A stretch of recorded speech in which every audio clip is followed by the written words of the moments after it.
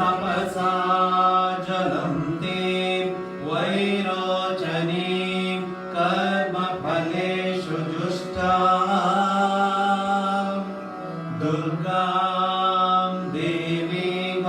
शरणमहं प्रपद्ये सुतरसितरसे नमः अग्ने त्वं पारयानव्यो अस्मान् स्वस्तिभिरति दुर्गाणि विश्वा च पृथ्वी बहुलान उर्वे भव तोकायतनयाय शय्यो विश्वानिनो दुर्गः जातवेद सिन्धुं न नाम दुरितादिपर्षे अग्ने अत्रिवन्मनसा गृणानो स्माकं भोज्यविता तनूना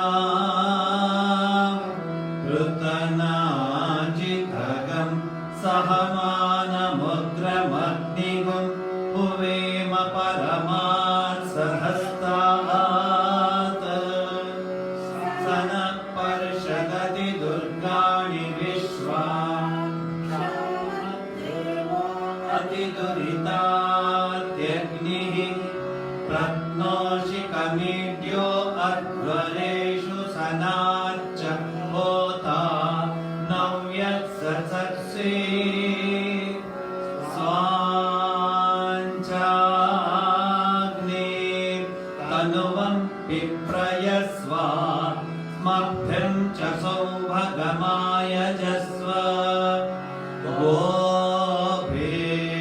गोभिर्जुष्टमयुजो निषिक्तं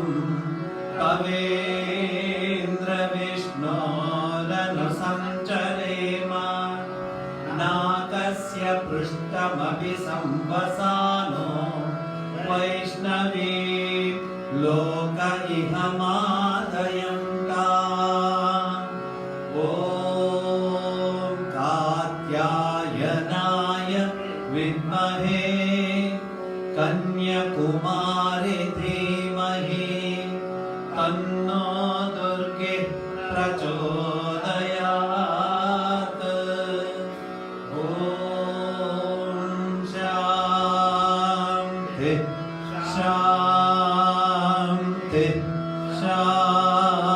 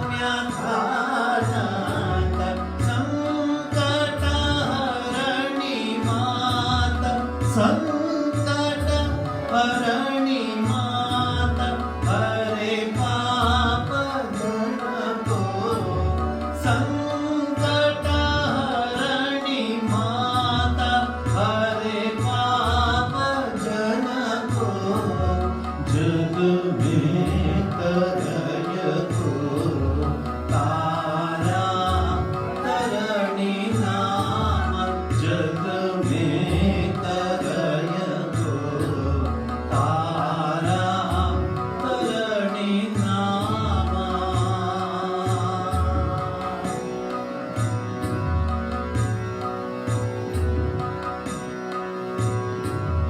जोई जोई ध्यात जोई जोई ध्यात इच्छा फल पावत जोई जोई ध्यात इच्छा फल पावत आवत न यही जग में आवत न यही जग में पुनरागमन को आवत न यही जग में पुनरागमन को जग में करय को तारा करणी नाम जग में करय को तारा करणी नाम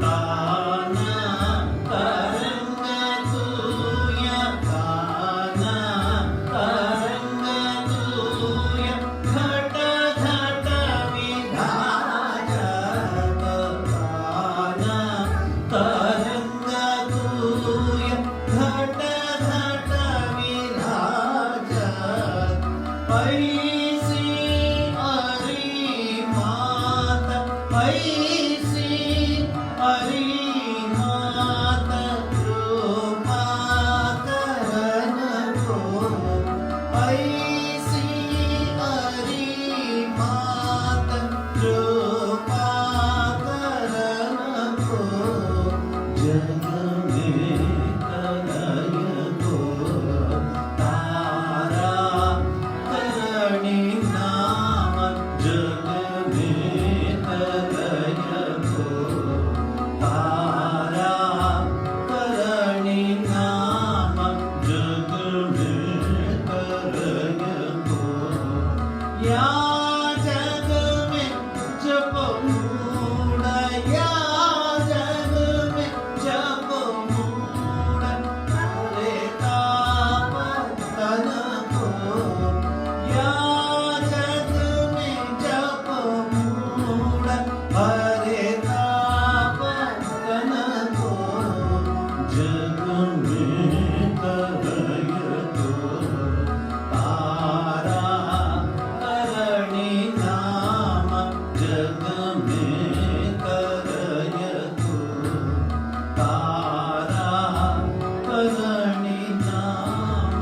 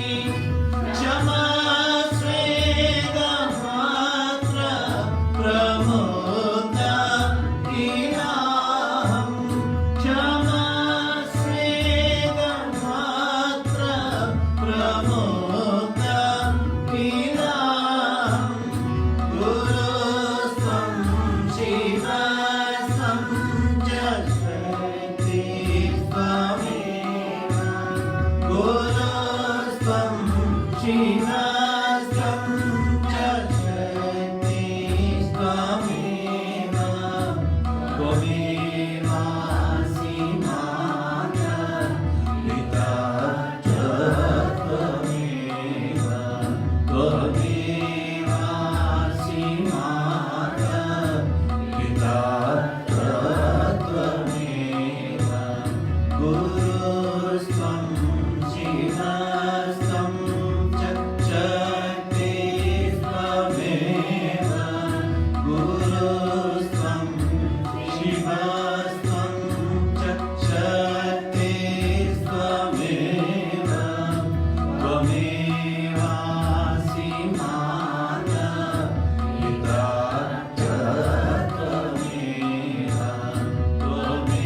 त्वमेवासि माता पिता च त्वमेव त्वमेवासि वेद्या त्वमेवासि मन्द त्वमेवासि वेद्या त्वमेवासि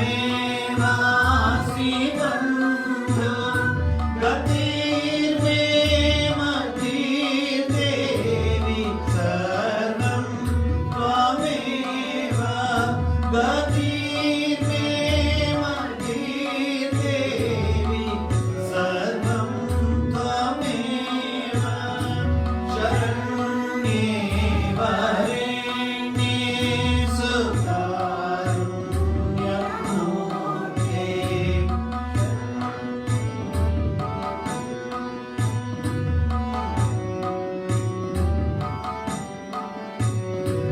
शरण्ये वरेण्ये सुकारुण्यमूर्ते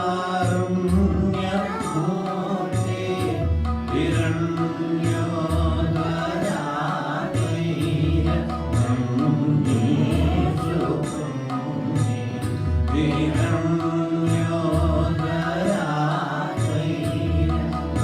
हिरण्योदराधैर्यमन्येषु पुण्ये शरण्ये वरेण्ये सुकारुण्यमूर्ते शरण्ये वरेण्ये सुकारुण्यमूर्ते हिरण्योदराधैर्यमन्येषु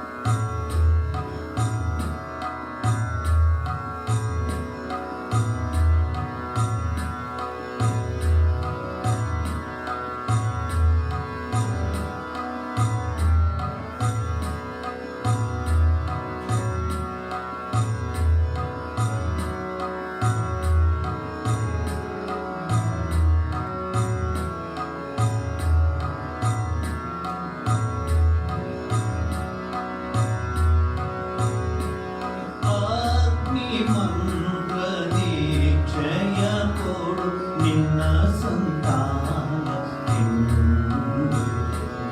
ಅಗ್ನಿ ಮಂತ್ರ ದೀಕ್ಷೆಯ ಕೊಡು ನಿನ್ನ ಸಂತಾನ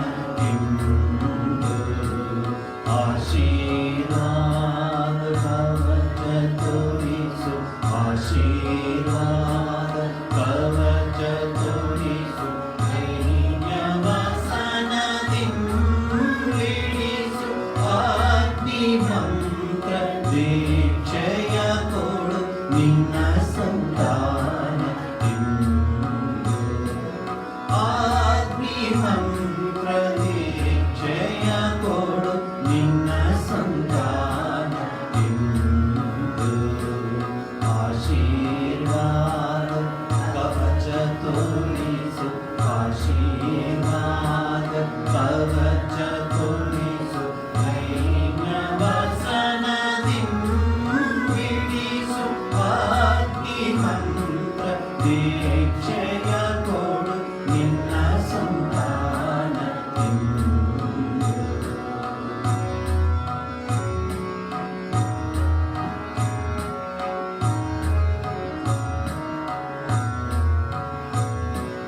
ಕುದಿಸು ಎಮ್ಮ ಹೃದಯ ರುಧಿರ ಕುದಿಸು ಎಮ್ಮ ಹೃದಯ ರುಧಿರ ಪರಶು ಭಯದ ಅಶ್ರು ಜಲವ ಕುದಿಸು ಎಮ್ಮ ಹೃದಯ ರುಧಿರ ಪರಶು ಭಯದ ಅಶ್ರು ಜಲವ ಮೀರಿಸು ಎಮ್ಮ ಜಗದ ಸಭೆಯು ಮೀರಿಸು ಎಮ್ಮ ಜಗದ ಸಭೆಯು ನಿನ್ನ ಸುತ್ತ ತಾಯಿ ನಿನ್ನ ಸುತ್ತ ತಾಯಿ ಅಗ್ನಿ ಮಂತ್ರ ದೀಕ್ಷೆಯ ಕೊಡು ನಿನ್ನ ಸಂತಾನ ಅಗ್ನಿ ಮಂತ್ರ ದೀಕ್ಷೆಯ ಕೊಡು ನಿನ್ನ ಸಂತಾನ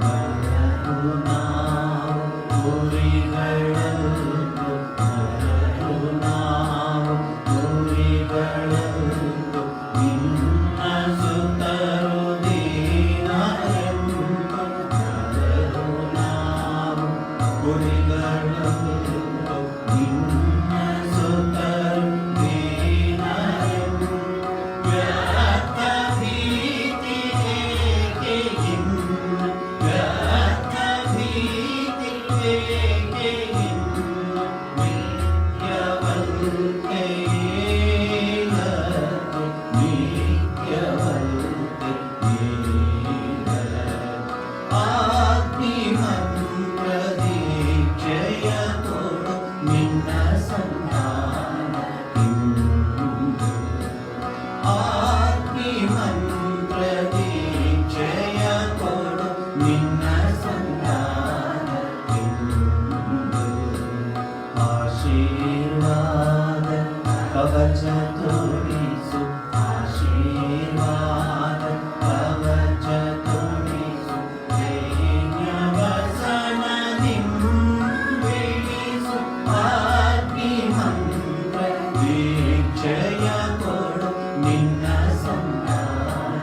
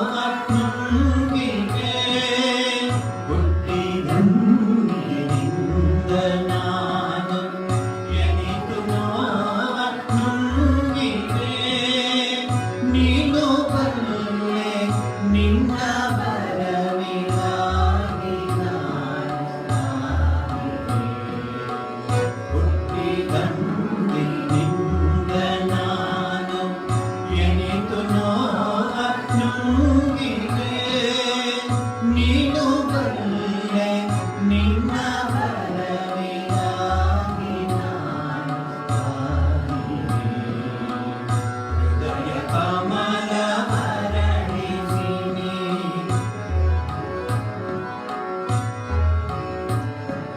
ಹೃದಯ ಕಮಲ ಹರಡಿಸಿನಿ ದಯ ಮಾಡಿಸು ಬೇಗನೆ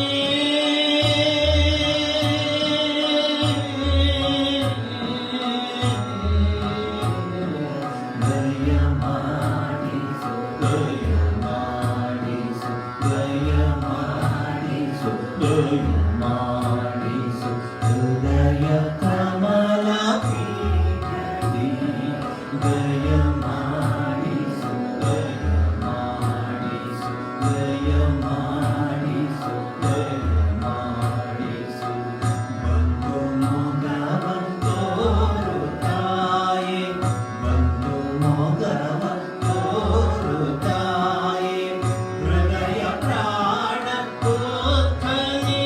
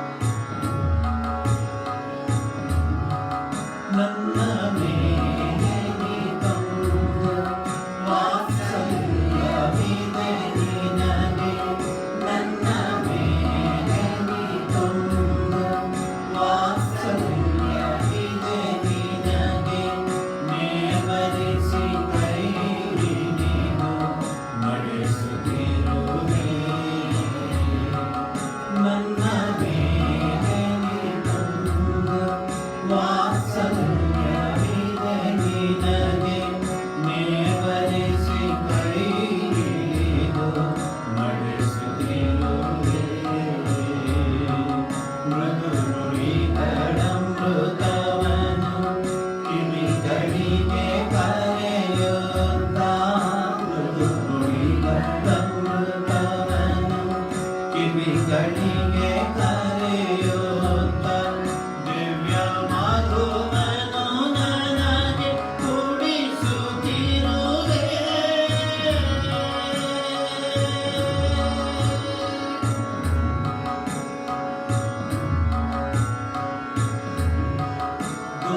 ದೋಷವರಸದ ಹಿರಿಯ ತಾಯ್ತನದ ಮೂರ್ತಿನಿ, ದೋಷವರಸದ ಹಿರಿಯ ತಾಯ್ತನದ ಮೂರ್ತಿನಿ, ಕಷ್ಟ ಸಂಕಟದಿಂದ ರಕ್ಷಿಸಿರುವೆ.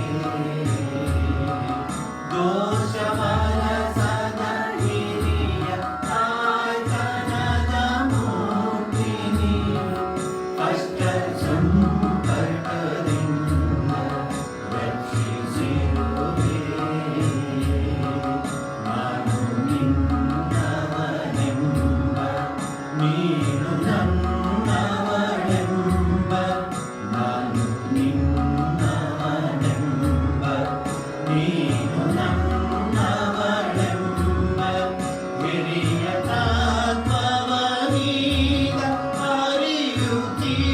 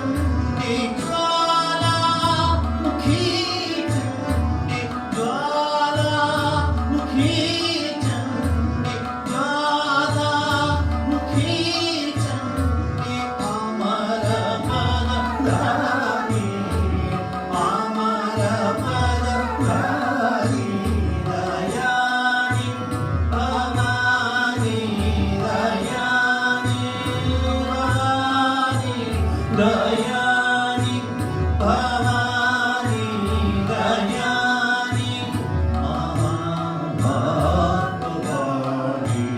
महाभागवानी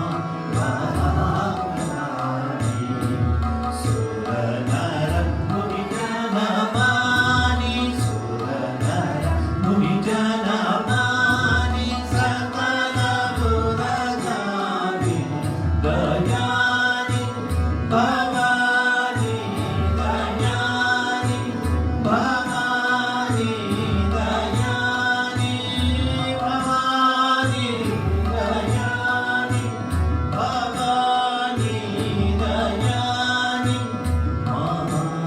महाभागवानि महाभागवानि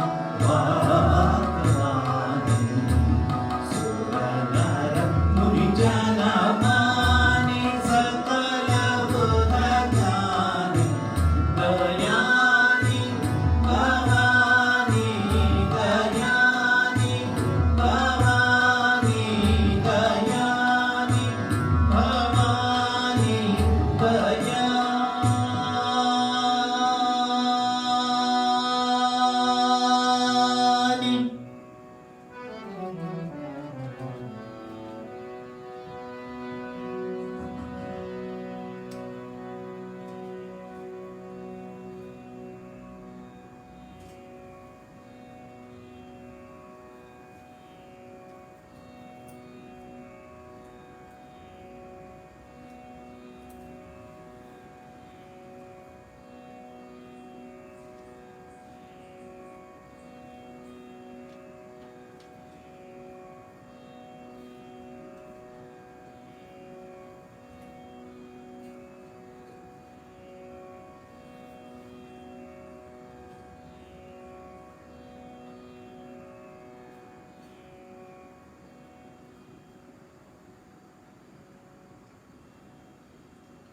या देवी सर्वभूतेषु मातृरूपेण संस्थिता नमस्तस्यै नमस्तस्यै नमस्तस्यै नमो नमः या देवी सर्वभूतेषु शक्तिरूपेण संस्थिता नमस्तस्यै नमस्तस्यै नमस्तस्यै नमो नमः या देवी सर्वभूतेषु दयारूपेण संस्थिता नमस्तस्यै नमस्तस्यै नमस्तस्यै नमो नमः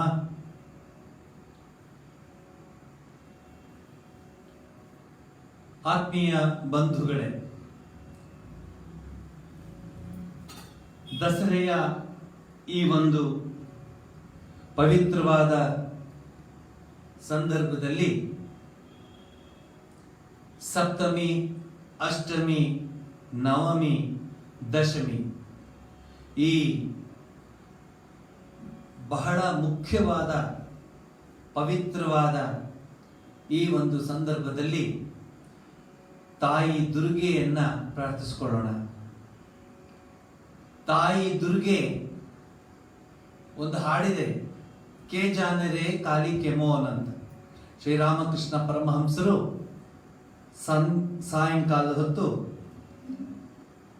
ಕಾಳಿಯ ಮಂದಿರದಲ್ಲಿ ಸಾಯಂ ಆರತಿ ಮುಗಿದ ನಂತರ ಜಗಜ್ಜನನಿಯನ್ನು ಕುರಿತು ಹಾಡ್ತಾ ಇದ್ರು. ಮೊದಲೇ ದೇವಮಾನವ, ಅವನ ಕಂಠಸಿರಿ ಅದ್ಭುತವಾದದ್ದು. ಆ ಕಂಠಸಿರಿಯಿಂದ ತಾಯಿ ಜಗನ್ಮಾತೆಯ ಹಾಡು ಬರಬೇಕು ಅಂದರೆ ಎಂಥ ಒಂದು ಅದ್ಭುತವಾದ ಒಂದು ಸಂದರ್ಭ ಅದು. ಅಲ್ಲಿ ಅಲಕನಂದೆ ಭಾಗೀರಥಿ ಗಂಗೆ ಹರಿತಿದ್ದಾಳೆ. ಇಲ್ಲಿ ಜಗನ್ಮಾತೆ ತನ್ನ ಭಕ್ತನ ಆ ಹಾಡುಗಳನ್ನು ಕೇಳ್ತಾ ಆನಂದ ಪರವಶರಾಗಿದ್ದಾಳೆ. ನಿಜಕ್ಕೂ ಈ ಒಂದು ಅನುಭವವನ್ನು ಅಥವಾ ಈ ಒಂದು ಸನ್ನಿವೇಶವನ್ನು ಮನಸ್ಸಿನಲ್ಲಿ ನಾವು ಇಟ್ಕೊಂಡ್ರೆ ಗೊತ್ತಾಗುತ್ತೆ ಎಂತಹ ಪರಮ ಪವಿತ್ರವಾದ ಒಂದು ಸ್ಥಿತಿ ಅದು ಅಂತ.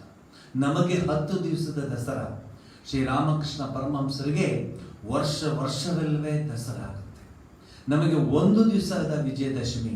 ಆದರೆ ಶ್ರೀರಾಮಕೃಷ್ಣ ಪರಮಹಂಸರಂತಹ ಮಹಾನ್ ಭಕ್ತರಿಗೆ ಪ್ರತಿ ದಿವಸವೂ ವಿಜಯದಶಮಿ ಆಗುತ್ತೆ. ನಮಗೆ ಒಂದು ದಿವಸದ ನವಮಿ ಆದರೆ ಶ್ರೀರಾಮಕೃಷ್ಣ ಪರಮಹಂಸರಂತಹ ದೈವೀ ಭಕ್ತರಿಗೆ ಪ್ರತಿನಿತ್ಯ ಆ ನವಮಿ ಆಗುತ್ತೆ. ಜಗನ್ಮಾತೆಯನ್ನು ಕುರಿತು ಹಾಡಿ ಅವಳ ಆ ಕೃಪೆಯನ್ನು ಪಡೆದು ಕೃತಾರ್ಥರಾಗಿದ್ದಾರೆ ಭಗವಾನ್ ಶ್ರೀರಾಮಕೃಷ್ಣ ಪರಮಹಂಸರು. ಶ್ರೀರಾಮಕೃಷ್ಣ ಪರಮಹಂಸರ ವಿಶೇಷತೆ ಏನಂದರೆ, ನಾನು ಜಗನ್ಮಾತೆಯನ್ನು ನೋಡಿದ್ದೀನಿ. ಅಮಿ ಉನಾಶುಂಗೆ ಕಥಾ ಬೋಲಚಿ ಅಂತ ಹೇಳ್ತಾರೆ ಬಂಗಾಳಿನಲ್ಲಿ. ನಾನು ಅವಳ ಜೊತೆ ಮಾತನಾಡಿದ್ದೀನಿ. ಕಥಾ ಬೋಲ್ಚೇತು, ಕಥಾ ಮಾತಾಡ್ತೀನಲ್ಲ ಅವಳ ಹತ್ರ ಅಷ್ಟು ಹೇಳ್ತಾರೆ, ನೀನೂ ಸಹ ಅವಳ ಹತ್ರ ಮಾತಾಡ್ಬೋದು ಅಂತ ಹೇಳ್ತಾರೆ. ಇದು ಶ್ರೀರಾಮಕೃಷ್ಣ ಪರಮಹಂಸರು ಈ ಜಗತ್ತಿಗೆ ನೀಡಿದ ಒಂದು ಮಹತ್ತರವಾದ ಸಂದೇಶ. ಬೇರೆ ಕಡೆ ಎಲ್ಲ ಏನು ಹೇಳ್ತೀರಾ, ಈ ಜನ್ಮ ಆಯಿತು ನಿನಗೆ, ನಿನ್ನ ಕತೆ ಮುಗೀತು, ನೀನು ಬರೀ ಈ ಪೂಜೆ ಮಾಡು, ಆ ಪೂಜೆ ಮಾಡು, ಅಷ್ಟೋತ್ತರ ಮಾಡು, ಈ ಉತ್ಸವ ಮಾಡು, ಇದು ಮಾಡು, ಅದು ಮಾಡು ಅಂತ ಹೇಳ್ಕೊಂಡಿರ್ತಾರೆ ವಿನಃ ಯಾರೂ ಸಹ ನೀನು ದೇವರನ್ನ ಜಗನ್ಮಾತೆಯನ್ನು ಕಾಣ್ತೀಯ ಅಂತ ಹೇಳುವಂತಹ ಶಕ್ತಿ ಯಾರಿಗೂ ಇಲ್ಲ. ನೀವೇ ನೋಡಿ ಆಗೋಯ್ತು ನಿಮಗೆ ಜನ್ಮ, ಈ ಜನ್ಮ ಮುಗಿದೋಯ್ತು ಅಂತ ಹೇಳ್ತಾರೆ ವಿನಃ ಹೆದರೋರ ಮೇಲೆ ಹಾವೆಸ್ದಂಗೆ ಆಗುತ್ತೆ. ಆದರೆ ಶ್ರೀರಾಮಕೃಷ್ಣ ಪರಮಹಂಸರು ಮಾತ್ರ ಹೇಳ್ತಾರೆ, ಅಮಿ ತೆಕ್ಕೆಚ್ಚಿ ಅಂದರೆ ನಾನು ನೋಡಿದ್ದೀನಿ, ತುಮಿ ತೆಕ್ತೆ ಪಾವ್, ನೀನು ನೋಡಬಹುದು, ನೀನು ದೇವರನ್ನು ನೋಡಬಹುದು. ಇದು ಶ್ರೀರಾಮಕೃಷ್ಣರಿಗೂ ನರೇಂದ್ರನಾಥ ಅಂದರೆ ಮುಂದೆ ಸ್ವಾಮಿ ವಿವೇಕಾನಂದ ಆದಂತಹ ಆ ಗುರು ಪರಮಗುರು, ಇವರಿಬ್ಬರ ಒಂದು ಸಂಬಂಧ ಈ ಸಂಭಾಷಣೆಯಲ್ಲಿ ಬೆಳ್ಕೊಂಡ್ಬಿಡ್ತು. ಎಲ್ಲರೂ ಹೀಗೆ ಹಾಗೆ ಹೀಗೆ ಅಂತ ಮಾತಾಡ್ತಿದ್ರು. ಆದರೆ ಶ್ರೀರಾಮಕೃಷ್ಣ ಹೇಳ್ತಾರೆ ನರೇಂದ್ರನಾಥನಿಗೆ, ಮಗು ನಾನು ಜಗನ್ಮಾತೆಯನ್ನು ನೋಡಿದ್ದಲ್ಲಷ್ಟೇ ಅಲ್ಲ, ಅವಳ ಹತ್ರ ಮಾತನಾಡ್ತೀನಿ ಅಂತ ಹೇಳ್ತಾರೆ. ಇದು ಹಳೇ ಪುರಾಣದ್ದು ಅಥವಾ ಯಾವುದೋ ಸಹಸ್ರ ವರ್ಷದ ಹಿಂದೆ ನಡೆದಿದ್ದ ವಿಚಾರವಲ್ಲ. 1884 ಇಸ್ವಿನಲ್ಲಿ ನಿಜಕ್ಕೂ ಯಾರು ತಾಯಿ ದುರ್ಗೆ ಅಂತ ನಾವು ಪ್ರಶ್ನೆ ಹಾಕಿದಾಗ, ಅಯ್ಯೋ ದೇವರ ಹತ್ರ ಮಾತಾಡಬಾರ್ದು, ಎಷ್ಟೋ ಜನ ಅದು ಆ ವಿಚಾರ ಕೇಳಲಿಕ್ಕೆ ಹೋಗೋದಿಲ್ಲ. ಆದರೆ ದೇವಿ ದುರ್ಗೆ ಯಾರು? ಎಲ್ಲ ದೇವತೆಗಳ ಶಕ್ತಿಯನ್ನ ಪಡೆದಂತಹ ಸಾಕಾರ ರೂಪ, the manifestation of the power, ಜಗನ್ಮಾತೆ ಆಗ್ತಾಳವಳು. ಹಾಗಂದಾಕ್ಷಣಕ್ಕೆ ಆಯುಧಗಳು, ಕತ್ತಿ, ಗುರಾಣಿ ಇತ್ಯಾದಿ, ಈಟಿ ಇವೆಲ್ಲ ಇಟ್ಕೊಂಡಿದ್ದಾಳಂತಲ್ಲ ಜಗನ್ಮಾತೆ ಅಂತ ಹೇಳಿ ಹೆದರ್ಕೋಬಾರ್ದು. ಅದೇ ಸಂದರ್ಭದಲ್ಲಿ ಯಾ ದೇವಿ ಸರ್ವಭೂತೇಷು ಮಾತೃರೂಪೇಣ ಸಂಸ್ಥಿತ, ದಯಾರೂಪೇಣ ಸಂಸ್ಥಿತ, ಶಕ್ತಿ ರೂಪೇಣ ಸಂಸ್ಥಿತ, ನಿದ್ರಾರೂಪೇಣ ಸಂಸ್ಥಿತ, ಕ್ಷುಧಾರೂಪೇಣ ಸಂಸ್ಥಿತ ಅಂತ ಎಲ್ಲ ರೀತಿಯ ಆ ದೇವಿಯ ನಾನಾ ರೂಪವನ್ನು ಅಪರಾಜಿತ ಸ್ತೋತ್ರ ಅಂತಿದೆ, ಅಲ್ಲಿ ದೇವಿ ಭಾಗವತದಲ್ಲಿ ಬರುತ್ತೆ. ಅಲ್ಲಿ ದೇವಾದಿ ದೇವತೆಗಳು ಸ್ತೋತ್ರ ಪಠಣ ಮಾಡ್ತಾಳೆ ಜಗನ್ಮಾತೆಗೆ. ದೇವಿ ಅಂದರೆ ಅವಳು ಉಗ್ರಳು, ಅವಳು ಈಟಿ ಬರ್ಜಿಗಳನ್ನ ಇಟ್ಕೊಂಡಿದ್ದಾಳೆ. ಅವಳು ಯಾತಕ್ಕೆ ಅದನ್ನು ಇಟ್ಕೊಂಡಿದ್ದಾಳೆ ಅಂದರೆ ದುಷ್ಟರನ್ನು ಸಂಹಾರ ಮಾಡಲಿಕ್ಕೆ ಇಟ್ಕೊಂಡಿದ್ದಾಳೆ. ಶಿಷ್ಟರನ್ನು ಆಶೀರ್ವಾದ ಮಾಡಲಿಕ್ಕೆ ಅವಳ ಹೃತ್ಕಮಲದಲ್ಲಿ ಆ ಒಂದು ಪ್ರೀತಿಯ ಚಿಲುಮೆ ಬೊಕ್ಕಿ ಹರಿತಾ ಇರುತ್ತೆ. ಅದಕ್ಕೆ ಮಹಾಕಾಳಿ, ಮಹಾಲಕ್ಷ್ಮಿ, ಮಹಾಸರಸ್ವತಿ ಈ ಮೂರು ರೂಪ.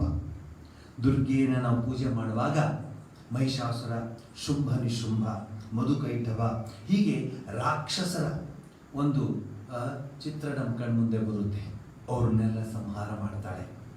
ಇದು ಒಂದು ಕಥೆ ಆದರೆ, ಒಂದು ವಿಚಾರವಾದರೆ, ಮತ್ತೊಂದು ವಿಚಾರ, ಆಗ ಮೈಸೂರಿನಲ್ಲಿ ಮಹಿಷಾಸುರ ಇದ್ದ ಇತ್ಯಾದಿ ಇತ್ಯಾದಿ ಇತ್ಯಾದಿ ಇತ್ಯಾದಿ ಕಥೆಗಳೆಲ್ಲ ಇದೆ. ಈಗ ಹಾಗಿಲ್ಲ.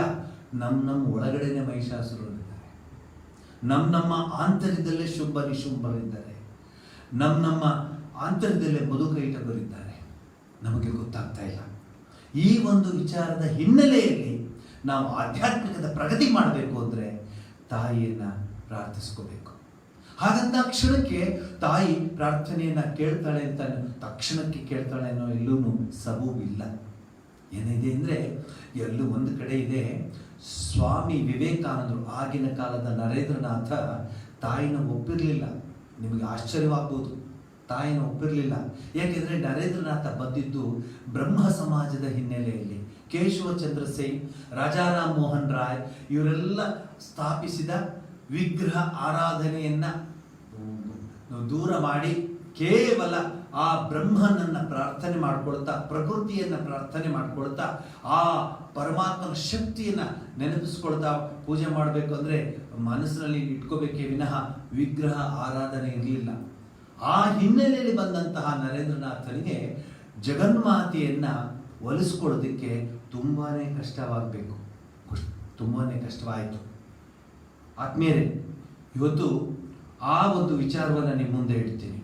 ಹೇಗೆ ಈ ಸ್ವಾಮಿ ವಿವೇಕಾನಂದಂತಹ ಜ್ಞಾನ ಸೂರ್ಯ, ಜ್ಞಾನ ಭಾಸ್ಕರ ಭಕ್ತಿಯ ಪರಾಕಾಷ್ಠೆಯನ್ನು ಮುಟ್ಟಿ ಜಗನ್ಮಾತೆಯನ್ನು ಒಪ್ಕೊಂಡಿದ್ದು ಒಂದು ದೊಡ್ಡ ಅದ್ಭುತವೇ ಸರಿ. ಆ ಮಹಾದ್ಭುತವನ್ನು ನಡೆಯುವಂತೆ ಮಾಡಿದ ಮತ್ತೊಬ್ಬ ಪರಮಗುರು ಶ್ರೀರಾಮಕೃಷ್ಣ ಪರಮಹಂಸರು. ಇವನು ನರೇಂದ್ರನಾಥ ಆಗಿನ ಕಾಲದ ಪ್ರೆಸಿಡೆನ್ಸಿ ಕಾಲೇಜಲ್ಲಿ ಓದ್ದವನು. BA ಪಾಸ್ ಮಾಡಿ LLB ಹೋಗ್ತಾನೆ. ಅವನು ಬರೀ ಅದಷ್ಟನ್ನೇ ಮಾಡಿದ್ರೆ ಸರಿಲ್ಲ, ಜೊತೆಯಲ್ಲಿ ಶೋಫೆನವರ್ ಮತ್ತೆ ಕ್ಯಾಂಟ್ ಇವರೆಲ್ಲರ ವಿಚಾರಧಾರೆಯನ್ನು ತಿಳ್ಕೊಂಡಿರ್ತಾನೆ. ಅದಷ್ಟೇ ಜೊತೆಯಲ್ಲಿ ಬ್ರಹ್ಮ ಸಮಾಜದ ಹಿನ್ನೆಲೆ ಇದೆ. ಅಲ್ಲೆಲ್ಲೂ ವಿಗ್ರಹ ಆರಾಧನೆ ಭಕ್ತಿ ಅನ್ನೋದಿರಲ್ಲ. ಅದೇ ಒಂದು ಬೇರೆ ರೀತಿಯ ಒಂದು ಪಥ ಮಾರ್ಗ. ಹಾಗಾಗಿ ಶ್ರೀರಾಮಕೃಷ್ಣ ಹತ್ರ ಬರ್ತಿದ್ದಾನೆ ವಿನಃ ಖಂಡಿತವಾಗಿ ಅವನು ಭವತಾರಿಯನನ್ನ ಒಪ್ಕೊಂಡಿದ್ದಾನೆ ಅಂತ ಅಲ್ಲ ಅರ್ಥ. ಬ್ರಹ್ಮಾನಂದರು ಅಂದ್ರೆ ರಾಜ ಮಹಾರಾಜ ಅಂತ ಹೇಳ್ತಾರೆ, ಸ್ವಾಮಿ ಬ್ರಹ್ಮಾನಂದಜಿ ಮಹಾರಾಜ್. ಅಂದ್ರೆ ಆ 16 ಜನ ಶಿಷ್ಯರಲ್ಲಿ ಅವರೆಲ್ಲರೂ ಒಪ್ಕೊಂಡಿರ್ತಾರೆ ಜಗನ್ಮಾತೆಯನ್ನ. ನರೇಂದ್ರ ಮಾತ್ರ ಒಪ್ಪಿರಲಿಲ್ಲ. ಯಾಕೆಂದ್ರೆ ಅವನು ಬ್ರಹ್ಮಜ್ಞನಾಗೋದಕ್ಕೆ ಪ್ರಯತ್ನ ಪಡ್ತಾ ಇರ್ತಾನೆ. ಅಹಂ ಬ್ರಹ್ಮಾಸ್ಮಿ ಅಥವಾ ಆ ಬ್ರಹ್ಮವಾದಿ ಅಥವಾ ಆ ರಾಜಾರಾಮ್ ಮೋಹನ್ ರಾಯರವರ ವಿಚಾರಧಾರೆಗಳಲ್ಲಿ ತನ್ನನ್ನೇ ತಾನು ಉಳಿಸ್ಕೊಂಡ್ಬಿಟ್ಟಿರ್ತಾನೆ. ಕೇಶವಚಂದ್ರ ಸೇನ್ ಇವರ ಹಿನ್ನೆಲೆಯಲ್ಲಿ ಬಂದದ್ರಿಂದ ಅವನು ದೇವಸ್ಥಾನಗಳಿಗೆ ಹೋಗ್ತಿರ್ಲಿಲ್ಲ. ಗಾಬರಿ ಆಗುತ್ತೆ ನಿಮಗೆ. ಶ್ರೀರಾಮಕೃಷ್ಣರು ನೃತ್ಯ ಮಾಡ್ತಿದ್ರೆ, ಕೃಷ್ಣ ಕೃಷ್ಣ ಅಂತ ಹಾಡ್ತಿದ್ರೆ, ಕಾಳಿ ಕಾಳಿ ಅಂತ ಹಾಡ್ತಿದ್ರೆ ನಗ್ತಾ ಇರ್ತಾನೆ ನಿಮ್ಮ ಮನೊಳಗಡೆ. ಏನ್ ಸ್ವಾಮೀಜಿ ಹೀಗೆ? ನಡೆದಿದ್ದು. ಇವತ್ತು ಅದನ್ನು ಹೇಳ್ತೀನಿ ನಿಮಗೆ. ಶಕ್ತಿ ರೂಪಿಣಿ ಹೇಗೆ ಶ್ರೀ ನರೇಂದ್ರನಾಥನಂತಹ ಜ್ಞಾನ ಭಾಸ್ಕರನನ್ನ ಭಕ್ತಿ ಪರವಶನಾಗಿ ಮಾಡಿಬಿಡ್ತಾಳೆ. ಅದಕ್ಕಿಂತ ಮುಂಚೆ ದುರ್ಗಾ ನಾವೆಲ್ಲ ಇವತ್ತು ಪೂಜೆ ಮಾಡ್ತಾ ಇದ್ದೀವಿ. ಕಳೆದ ಈ ನವರಾತ್ರಿಯಲ್ಲಿ 9 ರಾತ್ರಿಯಲ್ಲಿ ದೇವಿಯನ್ನು ಅನೇಕ ರೀತಿಯ ಹೆಸರುಗಳಲ್ಲಿ ಪೂಜೆ ಮಾಡ್ತೀವಿ. ಅನೇಕ ರೀತಿಯ ಹೆಸರುಗಳಲ್ಲಿ ಆರಾಧಿಸ್ತೀವಿ, ಅರ್ಚಿಸ್ತೀವಿ, ಭಜಿಸ್ತೀವಿ, ಪ್ರಾರ್ಥಿಸ್ತೀವಿ. ದುರ್ಗಾ ಅತ್ಯಂತ ಲೋಕಪ್ರಿಯ ಶಕ್ತಿ ದೇವತೆ. ಇಡೀ ಒಂದು ಪುರಾಣ ದೇವಿ ಭಾಗವತಂ ಅವಳಿಗಾಗಿಯೇ ರಚಿತವಾಗಿದೆ. ಮತ್ತೊಂದು ಕೃತಿ ದೇವಿ ಮಹಾತ್ಮ್ಯಂ ಸಂಗ್ರಹವಾಗಿ ನಿರೂಪಿಸುವ ಚೊಕ್ಕ ಕೃತಿ. ಈ ಕೃತಿಗೆ ಚಂಡಿ ಅಥವಾ ದುರ್ಗಾ ಸಪ್ತಶತಿ ಅಂತ ಹೆಸರು. ಇದು ಮಾರ್ಕಂಡೇಯ ಪುರಾಣದ ಒಂದು ಅಂಗ. ಇದು ಎಷ್ಟು ಪೂಜ್ಯವೆನಿಸಿದೆ ಎಂದರೆ ಇದರ ಪ್ರತಿಯೊಂದು ಶ್ಲೋಕವು ಮಂತ್ರವೆನಿಸಿ ಅದರ ಜಪ ಪುರಶ್ಚರಣ ಭಕ್ತರಿಗೆ ಅವರ ಎಲ್ಲ ಅಭೀಷ್ಟಗಳನ್ನು ಪೂರೈಸುವುದೆಂದು ನಂಬಿಕೆ ಇದೆ. ಬಂಗಾಳದಲ್ಲಿ ಅಂದರೆ ಪಶ್ಚಿಮ ಬಂಗಾಳದಲ್ಲಿ, ವೆಸ್ಟ್ ಬೆಂಗಾಲಲ್ಲಿ, ಕಲ್ಕತ್ತಾಲೆಲ್ಲ ಪ್ರತಿ ದಿವಸ ಚಂಡಿ ಪಾರಾಯಣ ಮಾಡ್ತಾರೆ. ಸುಮಾರು ಒಂದು 3 ಗಂಟೆ ಆಗುತ್ತೆ ಅದು ಚಂಡಿ ಪಾರಾಯಣ ಮಾಡೋದು. ಅದನ್ನ ಕಂಡೆನ್ಸ್ ಮಾಡಿ 4 ಭಾಗವನ್ನು ಮಾಡಿ ಅದನ್ನ ಜಪ ಮಾಡಿದ್ರೆ ಸಾಕು, ಚಂಡಿ ಪಾರಾಯಣ ಮಾಡ್ದಂಗೆ ಆಗುತ್ತೆ ಅಂತ ಹೇಳ್ತಾರೆ. ಇರಲಿ ಬಿಡಿ. ಆದರೆ ಆ ಚಂಡಿ ಪಾರಾಯಣ ಮಾಡೋದಕ್ಕಿಂತ ಎಷ್ಟು ಆ ಮನುಷ್ಯನಿಗೆ ಒಂದು ಧೈರ್ಯ, ಆತ್ಮಸ್ಥೈರ್ಯ, ಭಕ್ತಿ, ಶ್ರದ್ಧೆ, ಎಲ್ಲ ಬಲ, ತೇಜಸ್ಸು ಎಲ್ಲ ಅವನಿಗೆ ದೊರಕುತ್ತೆ. ಯಾಕೆಂದ್ರೆ ಅಲ್ಲಿ ದೈವೀ ಶಕ್ತಿಯ ರೂಪಿಣಿ ಅವಳು, ಶಕ್ತಿಯ ಸಾಕಾರ ರೂಪಿಣಿಯೇ ಅವಳು ಅಂತಾಳೆ. ದುರ್ಗಾ ಎಂದರೆ ಹತ್ತಿರ ಸುಳಿಯಲು, ಅರ್ಥ ಮಾಡಿಕೊಳ್ಳಲು ಕಷ್ಟ ಸಾಧ್ಯಳು ಅಂತ ಅರ್ಥ. ದುರ್ಗಾ ಅಂದ್ರೆ ಅರ್ಥ ಅಂದ್ರೆ ಅವಳ ಹತ್ರ ಹೋಗ್ಲಿಕ್ಕೆ ಆಗೋದಿಲ್ಲ ಅಂತ ಅರ್ಥ. ಎಲ್ಲ ದೇವತೆಗಳ ಶಕ್ತಿಯನ್ನ ಪಡೆದಂತಹ ಆ ತೇಜ ಪುಂಜದ ಶಕ್ತಿ ಸಮೂಹದ ನಾರೀ ರೂಪಳಾದ ದೇವಿಯನ್ನು ಅರಿಯಲು, ಬಳಿ ಸಾರಲು ಸಹಜವಾಗಿಯೇ ಕಷ್ಟವೆನಿಸುವುದು ದುರ್ಗಾ. ಅದಕ್ಕೆ ಮಾತಾಡುವಾಗ ಹೇಳ್ತೀವಿ ದುರ್ಗಮಾದು ಅಂತ ಹೇಳ್ತೀವಿ.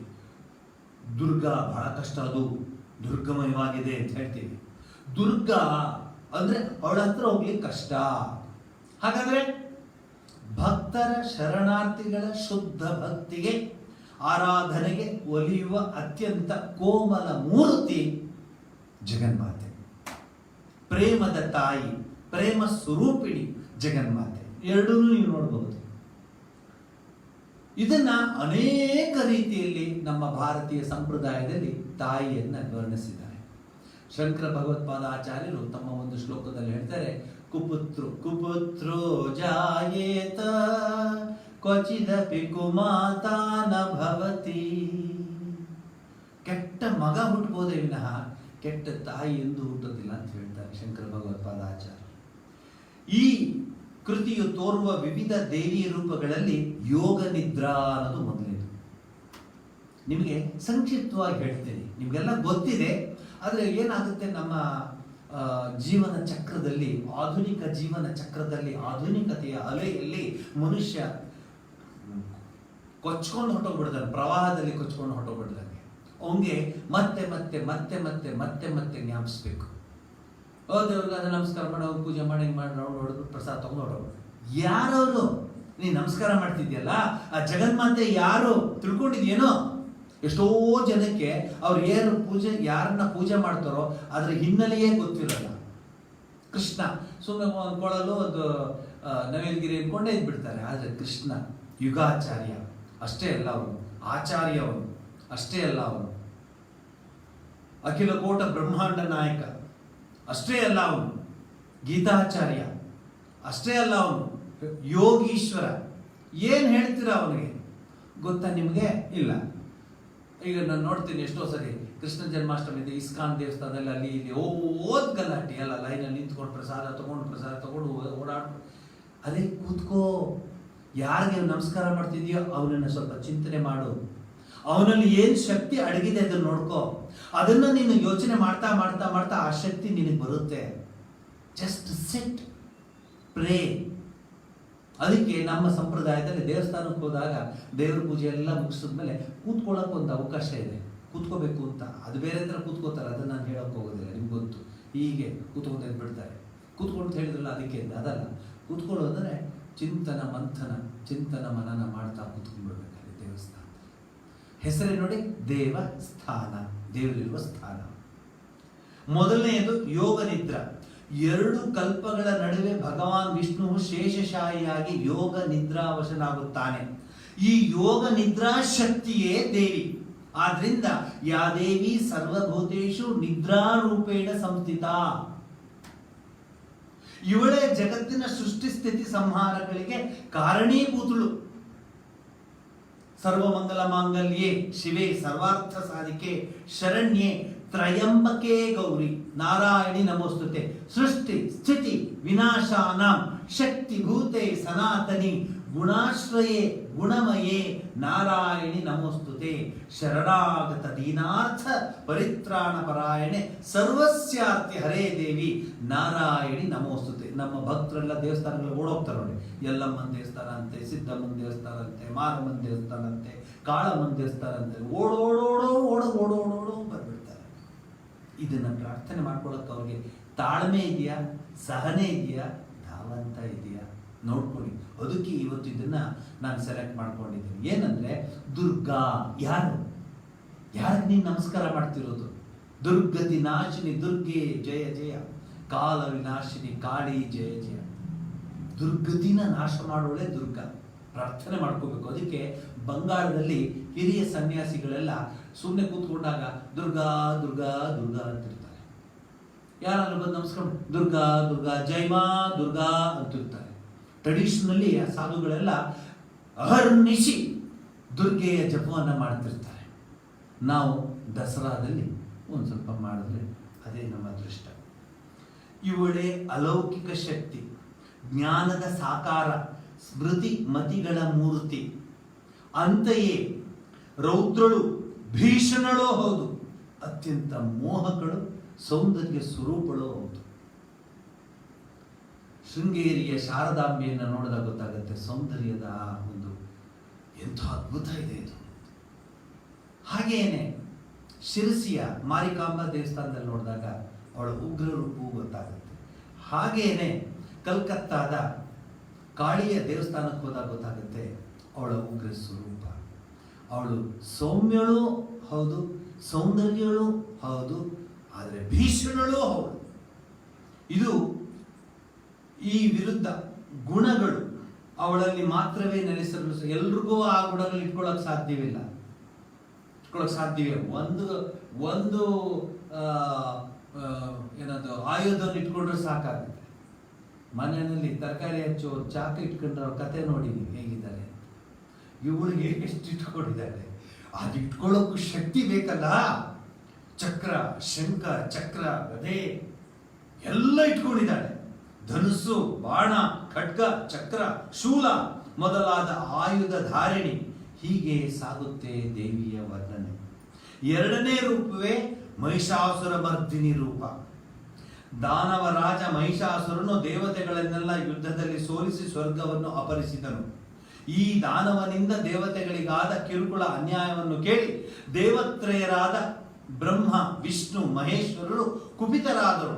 ಅವರ ಕ್ರೋಧದಿಂದ ಹೊರಬಿದ್ದ ತೇಜಸ್ಸು ಇತರ ದೇವತೆಗಳ ತೇಜಸ್ಸಿನಿಂದ ಒಡಗೂಡಿ ದೇವಿ ರೂಪವನ್ನು ತಾಳಿತು. ಈ ಎಲ್ಲ ದೇವತೆಯರ ಶಕ್ತಿಯಿಂದ ದೇವಿಯ ಅವಯವಗಳು ಮೂಡಿದವು. ಅವರ ಆಯುಧಗಳಿಂದ ತದ್ರೂಪಿ ಸಮಾನ ಶಕ್ತಿಯ ಆಯುಧಗಳು ಹೊರಬಿದ್ದು ದೇವಿಯ ಕೈ ಸೇರಿದವು. ಹೀಗೆ ಘೋರ ಶಸ್ತ್ರಾಸ್ತ್ರಗಳಿಂದ ಕೂಡಿದ ದೇವಿಯು ಭಯಾನಕ ಸಿಂಹವನ್ನೇರಿ ಮಹಿಷಾಸುರನ್ನು ಎದುರಿಸಿ ಅವನನ್ನು ಸೈನ್ಯ ಸಮೇತವಾಗಿ ನಾಶ ಮಾಡಿದರು. ಆಗೋಯ್ತು. ಅಯಗಿರಿ ನಂದಿನಿ ಮುಂದೆ ಹೇಳಾಗೋಯ್ತು ನಾನು. ಈ ಕೃತಿಯಲ್ಲಿ ಮಹಿಷಾಸುರನ ವಧೆಯ ನಂತರ ಬರುವುದೇ ಸುಲಲಿತ ಮನೋಹರ ದೇವಿಯ ಸ್ತುತಿಗಳು, ಸ್ತವಗಳು, ಕಾವ್ಯಮಯ ಭಕ್ತಿ ಭಾವಗಳ ಸ್ತವಗಳಾಗಿದ್ದು ಬಹು ಅರ್ಥಗರ್ಭಿತವಾಗಿದೆ.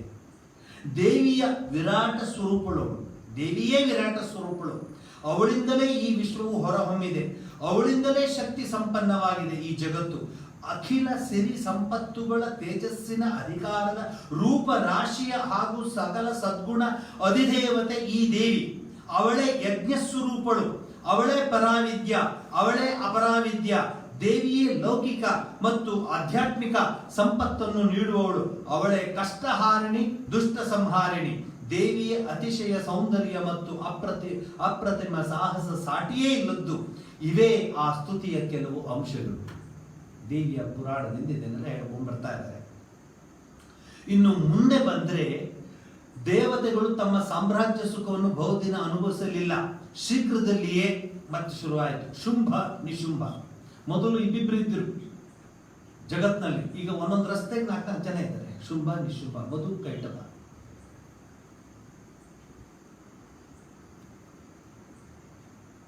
ಇವರೆಲ್ಲ ಹಿಮಾಲಯದತ್ತ ಓಡಿ ದೇವಿಗೆ ಪ್ರಾರ್ಥನೆ ಮಾಡಿದರು.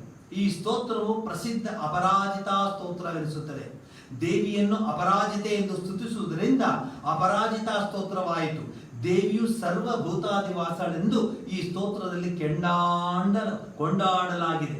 ಎಲ್ಲ ಜೀವಿಗಳ ದೈಹಿಕ ಹಾಗೂ ಕ್ರಿಯಾಶಕ್ತಿಗಳು ದೇವಿಯದೇ ಆದ ಶಕ್ತಿಯ ವಿವಿಧ ರೂಪವನ್ನು ವರ್ಣಿಸಲಾಗಿದೆ. ಈ ಸ್ತುತಿಯಿಂದ ಪ್ರಸನ್ನಳಾದ ದೇವಿಯು ಪಾರ್ವತಿಯ ಶರೀರ ಕೋಶದಿಂದ ಕೌಶಿಕಿ ದುರ್ಗೆಯಾದಳು. ಇವತ್ತು ಇದನ್ನು ಕೇಳ್ಕೋಬೇಕು ನಾವು ಧ್ಯಾನ ಮಾಡುವಾಗ. ದುರ್ಗೆ ಸಾಮಾನ್ಯ ದುರ್ಗೆ ಅಲ್ಲ, ಕೌಶಿಕಿ ದುರ್ಗೆಯಾದಳು. ಆವಿರ್ಭಾವಗೊಂಡಳು. ಅನಂತರದಲ್ಲಿ ತಾನೇ ಆದ ಕಪ್ಪಾದ ಕಾಳಿಯಾದಳು. ಜಗತ್ತನ್ನೇ ಬೆರಗುಗೊಳಿಸಿದ ಈ ದುರ್ಗೆಯ ಸೌಂದರ್ಯ ಸುಮನೋಹರ ರೂಪ ಶುಂಭ ನಿಶುಂಭರ ಗಮನ ಸೆಳೆಯಿತು. ಆ ದಾನವರು ದೂತಗಳನ್ನೊಡನೆ ವಿವಾಹ ಪ್ರಸ್ತಾಪಗಳಿಸಿದರು. ಅವರ ದುರದೃಷ್ಟವೆಂಬಂತೆ ಕೌಶಿಕಿ ದುರ್ಗೆಯು ದುರ್ಬಲ ಗಳಿಗೆಯಲ್ಲಿ ಅಲ್ಪಮತಿಯಿಂದ ಯಾರು ತನ್ನನ್ನು ಯುದ್ಧದಲ್ಲಿ ಜಯಿಸುವರೋ ಅವರನ್ನೇ ವಿವಾಹವಾಗುವುದಾಗಿ ಪ್ರತಿಜ್ಞೆ ಕೈಗೊಂಡಿದ್ದಳು. ಅವಳನ್ನು ಎಳೆದೊಯ್ಯುವ ಎಲ್ಲ ಸಾಹಸಗಳು ವಿಫಲಗೊಂಡವು. ಘೋರ ಯುದ್ಧವಾಯಿತು. ತಲೆಗಳು ಉಳಿದವು. ಧೂಮ್ರ ಲೋಚನ ಚಂಡ ಮುಂಡರು ರಕ್ತ ಬೀಜರಂತಹ ಅಸುರ ಸೇನಾನಿಗಳು ಹತರಾದರು. ದೇವಿಯ ಹಣೆಯಿಂದ ಹೊರಬಿದ್ದ ಭಯಂಕರ ಕಾಳಿಕಾ ದೇವಿ ಚಂಡ ಮುಂಡರನ್ನು ವಧಿಸಿ ಚಾಮುಂಡ ಎಂಬ ಹೆಸರಿನಿಂದ ಖ್ಯಾತಲಾದಳು. ರಕ್ತ ಬೀಜನೊಡನೆ ನಡೆದ ಸೆಣಸಾಟ ಕೊಂಚ ಹೆಚ್ಚು ಕಾಲ ತೆಗೆದುಕೊಂಡಿತು. ರಕ್ತ ಬೀಜನಾದರೂ ವಿಶೇಷ ಶಕ್ತಿ ಪಡೆದವ. ಅವನ ಒಂದು ತೊಟ್ಟು ರಕ್ತ ರಣಭೂಮಿಯಲ್ಲಿ ಬಿದ್ದರೆ ಅವನಷ್ಟೇ ಬಲಿಶಾಲಿಯಾದ ಅಸುರನೊಬ್ಬ ಎದ್ದು ಬರುತ್ತಿದ್ದ. ಅದನ್ನು ಈಗಿನ ಪ್ರಪಂಚದಲ್ಲಿ ನೋಡ್ತಾ ಇದ್ದೀರಾ. ಒಬ್ಬ ದುಷ್ಟ ಅಂದ್ರೆ 10 ದುಷ್ಟರು ಅವನ ಜೊತೆ ಇರ್ತಾರೆ. ಮೊದಲು ಒಬ್ಬ ರಕ್ತ ಬೀಜಾಸುರ ಇದ್ದ, ಈಗ ಒಂದೊಂದು ಕೇರಿನಲ್ಲಿ ಒಬ್ಬೊಬ್ಬ ರಕ್ತ ಬೀಜಾಸುರ ಇದ್ದಾನೆ. ಇದಕ್ಕೆಲ್ಲ ಮೂಲ ಜಗನ್ಮಾತೆಯನ್ನು ಪ್ರಾರ್ಥಿಸ್ಕೊಳ್ಬೇಕು. ಶಿಷ್ಟರು, ಶಿಷ್ಟಾಚಾರ, ನಿಷ್ಠೆ ಉಳ್ಳವರು, ಆಸಕ್ತಿಯಿಂದ ಪರಮಾತ್ಮನನ್ನ ದೇವಿಯನ್ನ ಪ್ರಾರ್ಥಿಸೋರು ನಮಗೆಲ್ಲ ದೇವಿಯೇ ಶ್ರೀರಕ್ಷೆ. ಚಾಮುಂಡ ಎಂಬ ಹೆಸರಿನಿಂದ ಖ್ಯಾತಲಾಗಲು ರಕ್ತ ಬೀಜನೊಡನೆ ನಡೆದ ಸೆಣಸಾಟ ಕೊಂಚ ಹೆಚ್ಚು ಕಾಲ ತೆಗೆದುಕೊಂಡಿತು. ಅವನಷ್ಟೇ ಬಲಶಾಲಿಯಾದ ಅಸುರನೊಬ್ಬ ಎದ್ದು ಬರುತ್ತಿದ್ದ. ಹೀಗೆ ತನಗೆ ತಾನೇ ವೃದ್ಧಿಯಾಗುತ್ತಿದ್ದ. ದೇವಿಯ ದೇಹದಿಂದ ಹೊರಬಿದ್ದ ಸಪ್ತ ಮಾತೃಕೆಯರು ಅಸಹಾಯದಂತೆ ತೋರಿದರು. ಆಗ ಕಾಳಿ ಮಾತೆಯು ತನ್ನ ಬಾಯನ್ನು ವಿಸ್ತರಿಸಿ ತನ್ನ ನಾಲಿಗೆಯನ್ನು ರಣರಂಗದಲ್ಲೆಲ್ಲ ಹರಡಿ ರಕ್ತ ಬೀಜನ ದೇಹದಿಂದ ಸುರಿಯುತ್ತಿದ್ದ ಎಲ್ಲ ರಕ್ತವನ್ನು ಹೀರಿದಳು. ಹೀಗೆ ರಕ್ತ ಬೀಜಾಸುರನ ವೃದ್ಧಿ ನಿಂತಿತು. ದೇವಿ ರಕ್ತ ಬೀಜನನ್ನು ವಧಿಸಿದಳು. ಉಳಿದದೆಲ್ಲ ಸುಲಭವಾಯಿತು. ನಿಶುಂಭ ನೆಪ ಮಾತ್ರಕ್ಕೂ ಎಂಬಂತೆ ಕಾದಾಡಿ ಹತನಾದನು. ಶುಂಭಾಸುರನು ದಿಕ್ಕು ತೋಚದೆ ದೇವಿಯನ್ನು ಇತರ ಸಹಾಯದಿಂದ ಕಾದಾಡುತ್ತಿದ್ದ ಹಂಗಿಸಿದನು. ದೇವಿಯಾದರೂ ವಿಕಟ ಅಟ್ಟಹಾಸ ಮಾಡಿ ತನ್ನ ಎಲ್ಲ ಶಕ್ತಿಯನ್ನು ತನ್ನೊಳಗೆ ಸೆಳೆದುಕೊಂಡಳು. ಯಾವಾಗಲೂ ತಾನೊಬ್ಬಳೇ, ತನಗಿಂತ ಅನ್ಯಾರು ಇಲ್ಲ ಎಂದು ತೋರಿಸಿದಳು.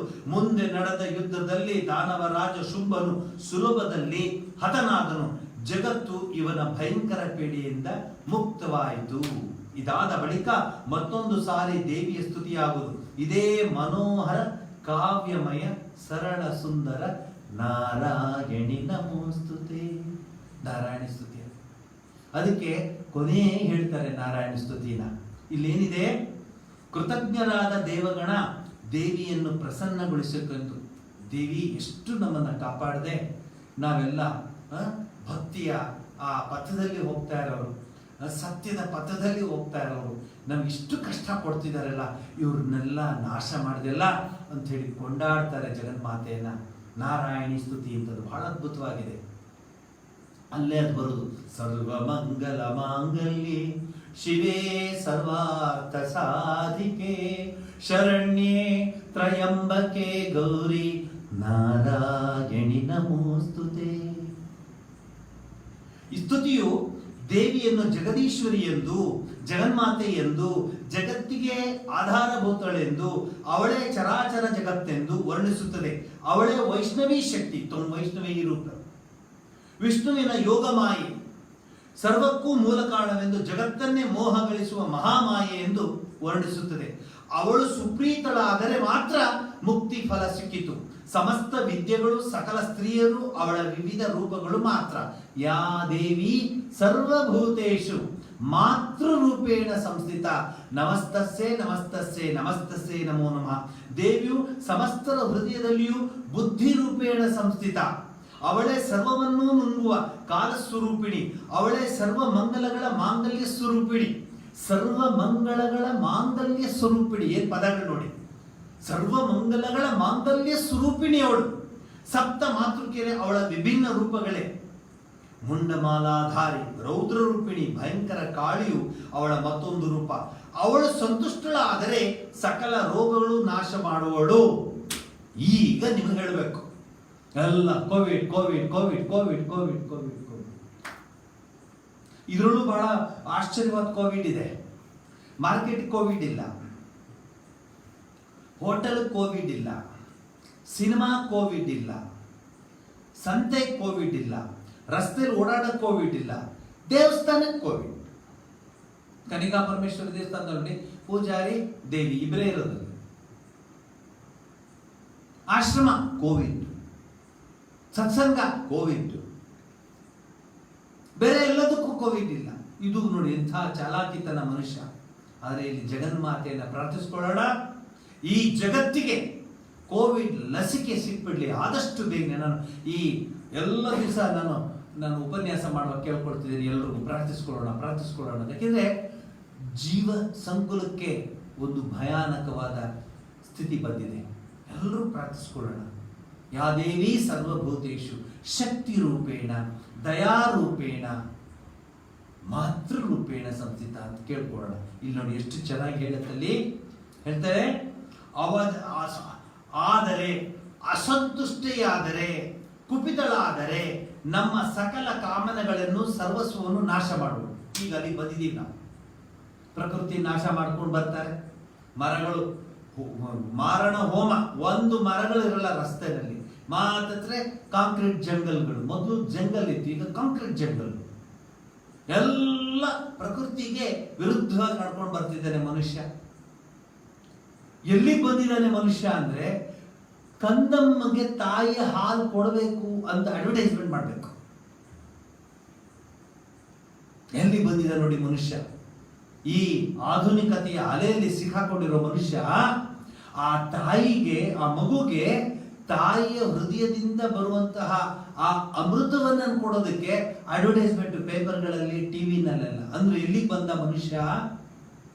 ಮಿಷನ್ ಆಗ್ಬಿಟ್ಟಿದ್ದಾನೆ, ಯಂತ್ರ ಆಗ್ಬಿಟ್ಟಿದ್ದಾನೆ ಮಾನವ. ಅವಳನ್ನು ಆಶ್ರಯಿಸಿದ ಭಕ್ತರಿಗೆ ಯಾವ ವಿಪತ್ತು ಇರುವುದಿಲ್ಲ. ಇವತ್ತು ಹೇಳ್ತಾ ಇದ್ದೀನಿ, ನವಮಿ ಇವತ್ತು ಆಯುಧ ಪೂಜೆ. ಏನು ನಿಮ್ಗೆ ಆಯುಧ? ಎಲ್ಲರೂ ಕತ್ತಿ ತಗೊಂಡು ಕೊರೋನಾ ಜೊತೆ ಹೊಡೆದಾಡಿ ಅಂತ ಹೇಳ್ತಿಲ್ಲ. ಯುಕ್ತಿಯಿಂದ ಹೊಡೆದಾಡಬೇಕು, ಕತ್ತಿಯಿಂದ ಹೊಡೆದಾಡಕ್ಕಾಗಲ್ಲ. You should use your intelligence, brain, your common sense. ನಾನು ಕೇಳಿದೆ, ಒಬ್ರು ಅಲ್ಲಿ ಹೋಗ್ತಾ ಇದ್ರು, ಯಾಕಪ್ಪ ಮಾಸ್ಕ್ ಹಾಕೋದಿಲ್ಲ ಅಂದ್ರೆ, ಎಲ್ಲಿದೆ ಕೊರೋನಾ ಅಂತ. ನಿನ್ನಲ್ಲೇ ಇದೆ ಅಂದೆ. ಗಾಬರಿ ಆಗ್ಬಿಟ್ರು. ನಿಮ್ಮಲ್ಲೇ ಇದೆ, ಮನೆಯವ್ರಿಗೆ ತೊಂದರೆ ಮಾಡಬೇಡಿ, ಕಟ್ಕೊಂಡು ಹೋಗಿ. ಈ ಒಂದು ಪ್ರಜ್ಞೆ, ಸಾಮಾಜಿಕ ಪ್ರಜ್ಞೆ ಇಲ್ಲ. ದೇವಿ ಏನ್ ಮಾಡಾಳು? ನೀವೇ ಹೇಳಿ, ದೇವಿ ಏನ್ ಮಾಡಾಳು? ಹಿಂದೆ ಮನೆ ಒಳಗಡೆ ಬರಬೇಕಾದ್ರೆ ಕಾಲೆಲ್ಲ ತೊಳ್ಕೊಂಡು, ಕಾಲೆಲ್ಲ ಚೆನ್ನಾಗಿ ಒರೆಸ್ಕೊಂಡು ಒಳಗಡೆ ಬರ್ತಿದ್ದ. ಊಟಕ್ಕೆ ಕುತ್ಕೋಬೇಕಾದ್ರೆ ಹೊರಗಡೆ ಓಡಾಡಿದ ಬಟ್ಟೆನೆಲ್ಲ ಪಕ್ಕಕ್ಕಿಟ್ಟು ಮಡಿಪಂಚಿ ಉಟ್ಕೊಂಡು ಊಟಕ್ಕೆ ಕುತ್ಕೋತಿದ್ದ. ಅದನ್ನ ತಮಾಷೆ ಮಾಡ್ತಿದ್ರು. ಊಟಕ್ಕೆ ನೋಡಿ ಶರ್ಟ್ ಎಲ್ಲ ತೆಗಿತಿದ್ರು, ತಮಾಷೆ ಮಾಡೋರು. ನೋಡು ಬಂದ್ರೆ ಏನಂತ ಸ್ಲಿಪ್ಪರ್ ಹಾಕೊಂಡು ಮನೆ ಒಳಗೆಲ್ಲ ಓಡಾಡೋದು. ಈಗ ಅವನೇ, ಯಾರು ಸ್ಲಿಪ್ಪರ್ ಹಾಕೊಟ್ಟಿದ್ರು ಅವನೇ ಇಟ್ಟು ಬರ್ತಾನೆ, ಯಾಕಂದ್ರೆ ಜೀವ ಭಯ. ನಮ್ಮ ಸಂಸ್ಕೃತಿಲಿ ಅದು ಮೊದಲೇ ಇತ್ತು. ಆಮೇಲೆ ಹೊರಗಡೆ ಹೋಗಿ ಬಂದ್ಮೇಲೆ ಕೈ ಕಾಲೆಲ್ಲ ತೊಳ್ಕೊಳ್ಳೋದು, ಕೈ ಚೆನ್ನಾಗಿ ತೊಳ್ಕೊಳ್ಳೋದು. ಆಗ ಈ ನಿಮ್ದು ಸ್ಯಾನಿಟೈಸರು, ಈ ಲಿಕ್ವಿಡ್, ಸಾಲಿಡ್ ಅದೇನಿರಲಿಲ್ಲ. ಕೈ ತೊಳ್ಕೊಂಡಾಗ ಅರಿಶಿನೋ ಅಥವಾ ಕೆಮ್ಮಣ್ಣು ಅಥವಾ ಕೈಯಲ್ಲಿ ಸಿಗುತ್ತ ಜೇಡಿ ಮಣ್ಣನ್ನು ಕೈಲಿ.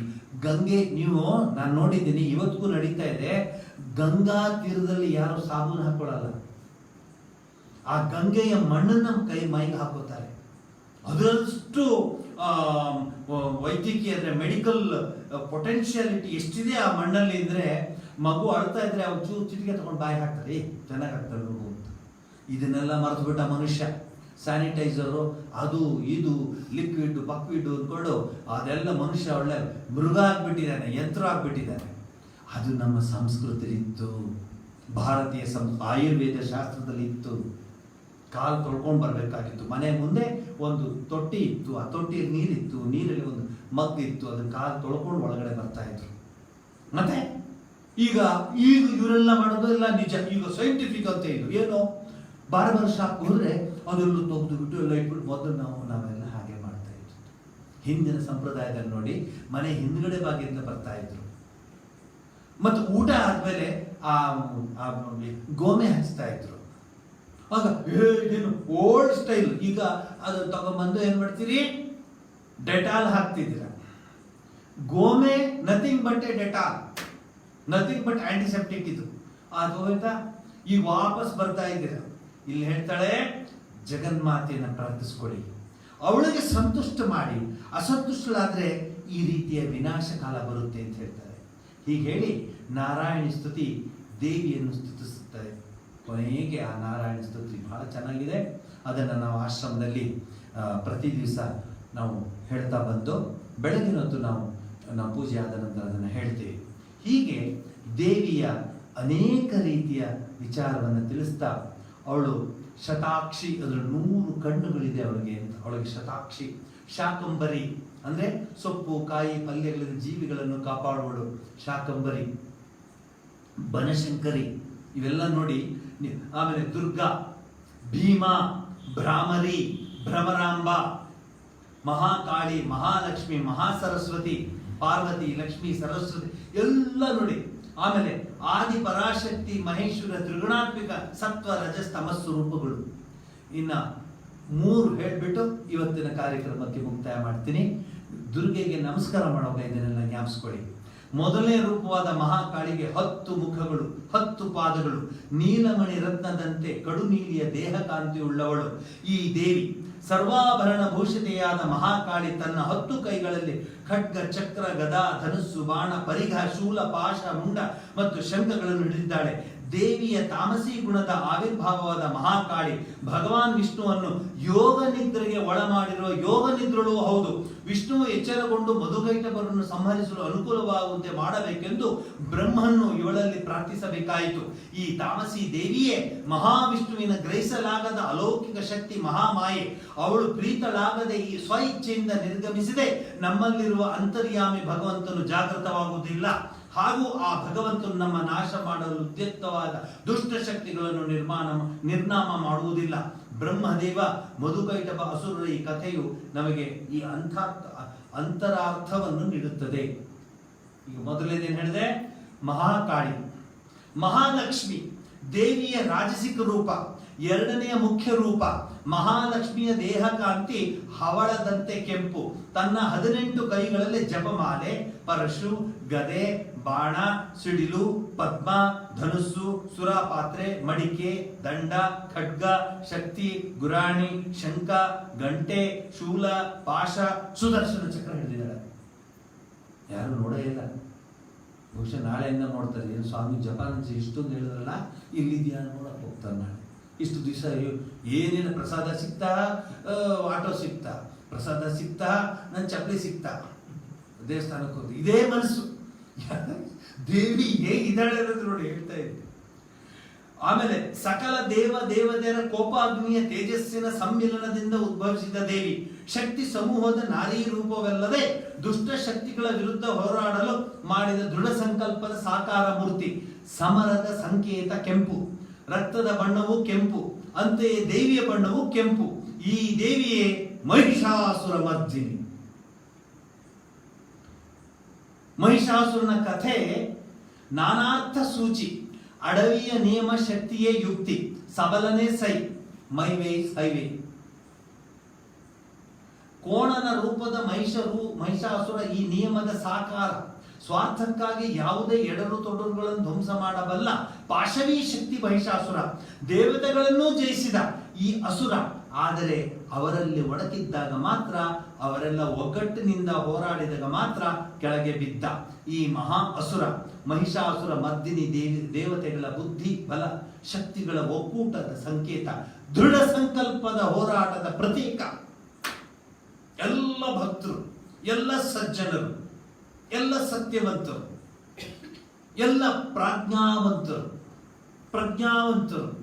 ಸುಜ್ಞಾನರುಗಳು ಎಲ್ಲರೂ ಒಟ್ಟಿಗೆ ಸೇರಿದ್ರೆ ಯಾವ ಮಹಿಷಾಸುರರು ನಮ್ಮ ಮುಂದೆ ಏನು ಮಾಡ್ಲಿಕ್ಕೆ ಆಗುವುದಿಲ್ಲ. ಆದರೆ ದುರದೃಷ್ಟವಶಾತ್ ಒಟ್ಟಿಗೆ ಸೇರಕ್ಕಾಗ್ತಿಲ್ಲ. ಇನ್ನ ಕೊನೆಗೆ ಬಂದಿದ್ದೀನಿ.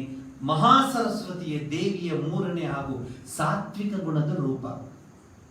ಮಹಾಕಾಳಿ, ಮಹಾಲಕ್ಷ್ಮಿ, ಮಹಾಸರಸ್ವತಿ 3.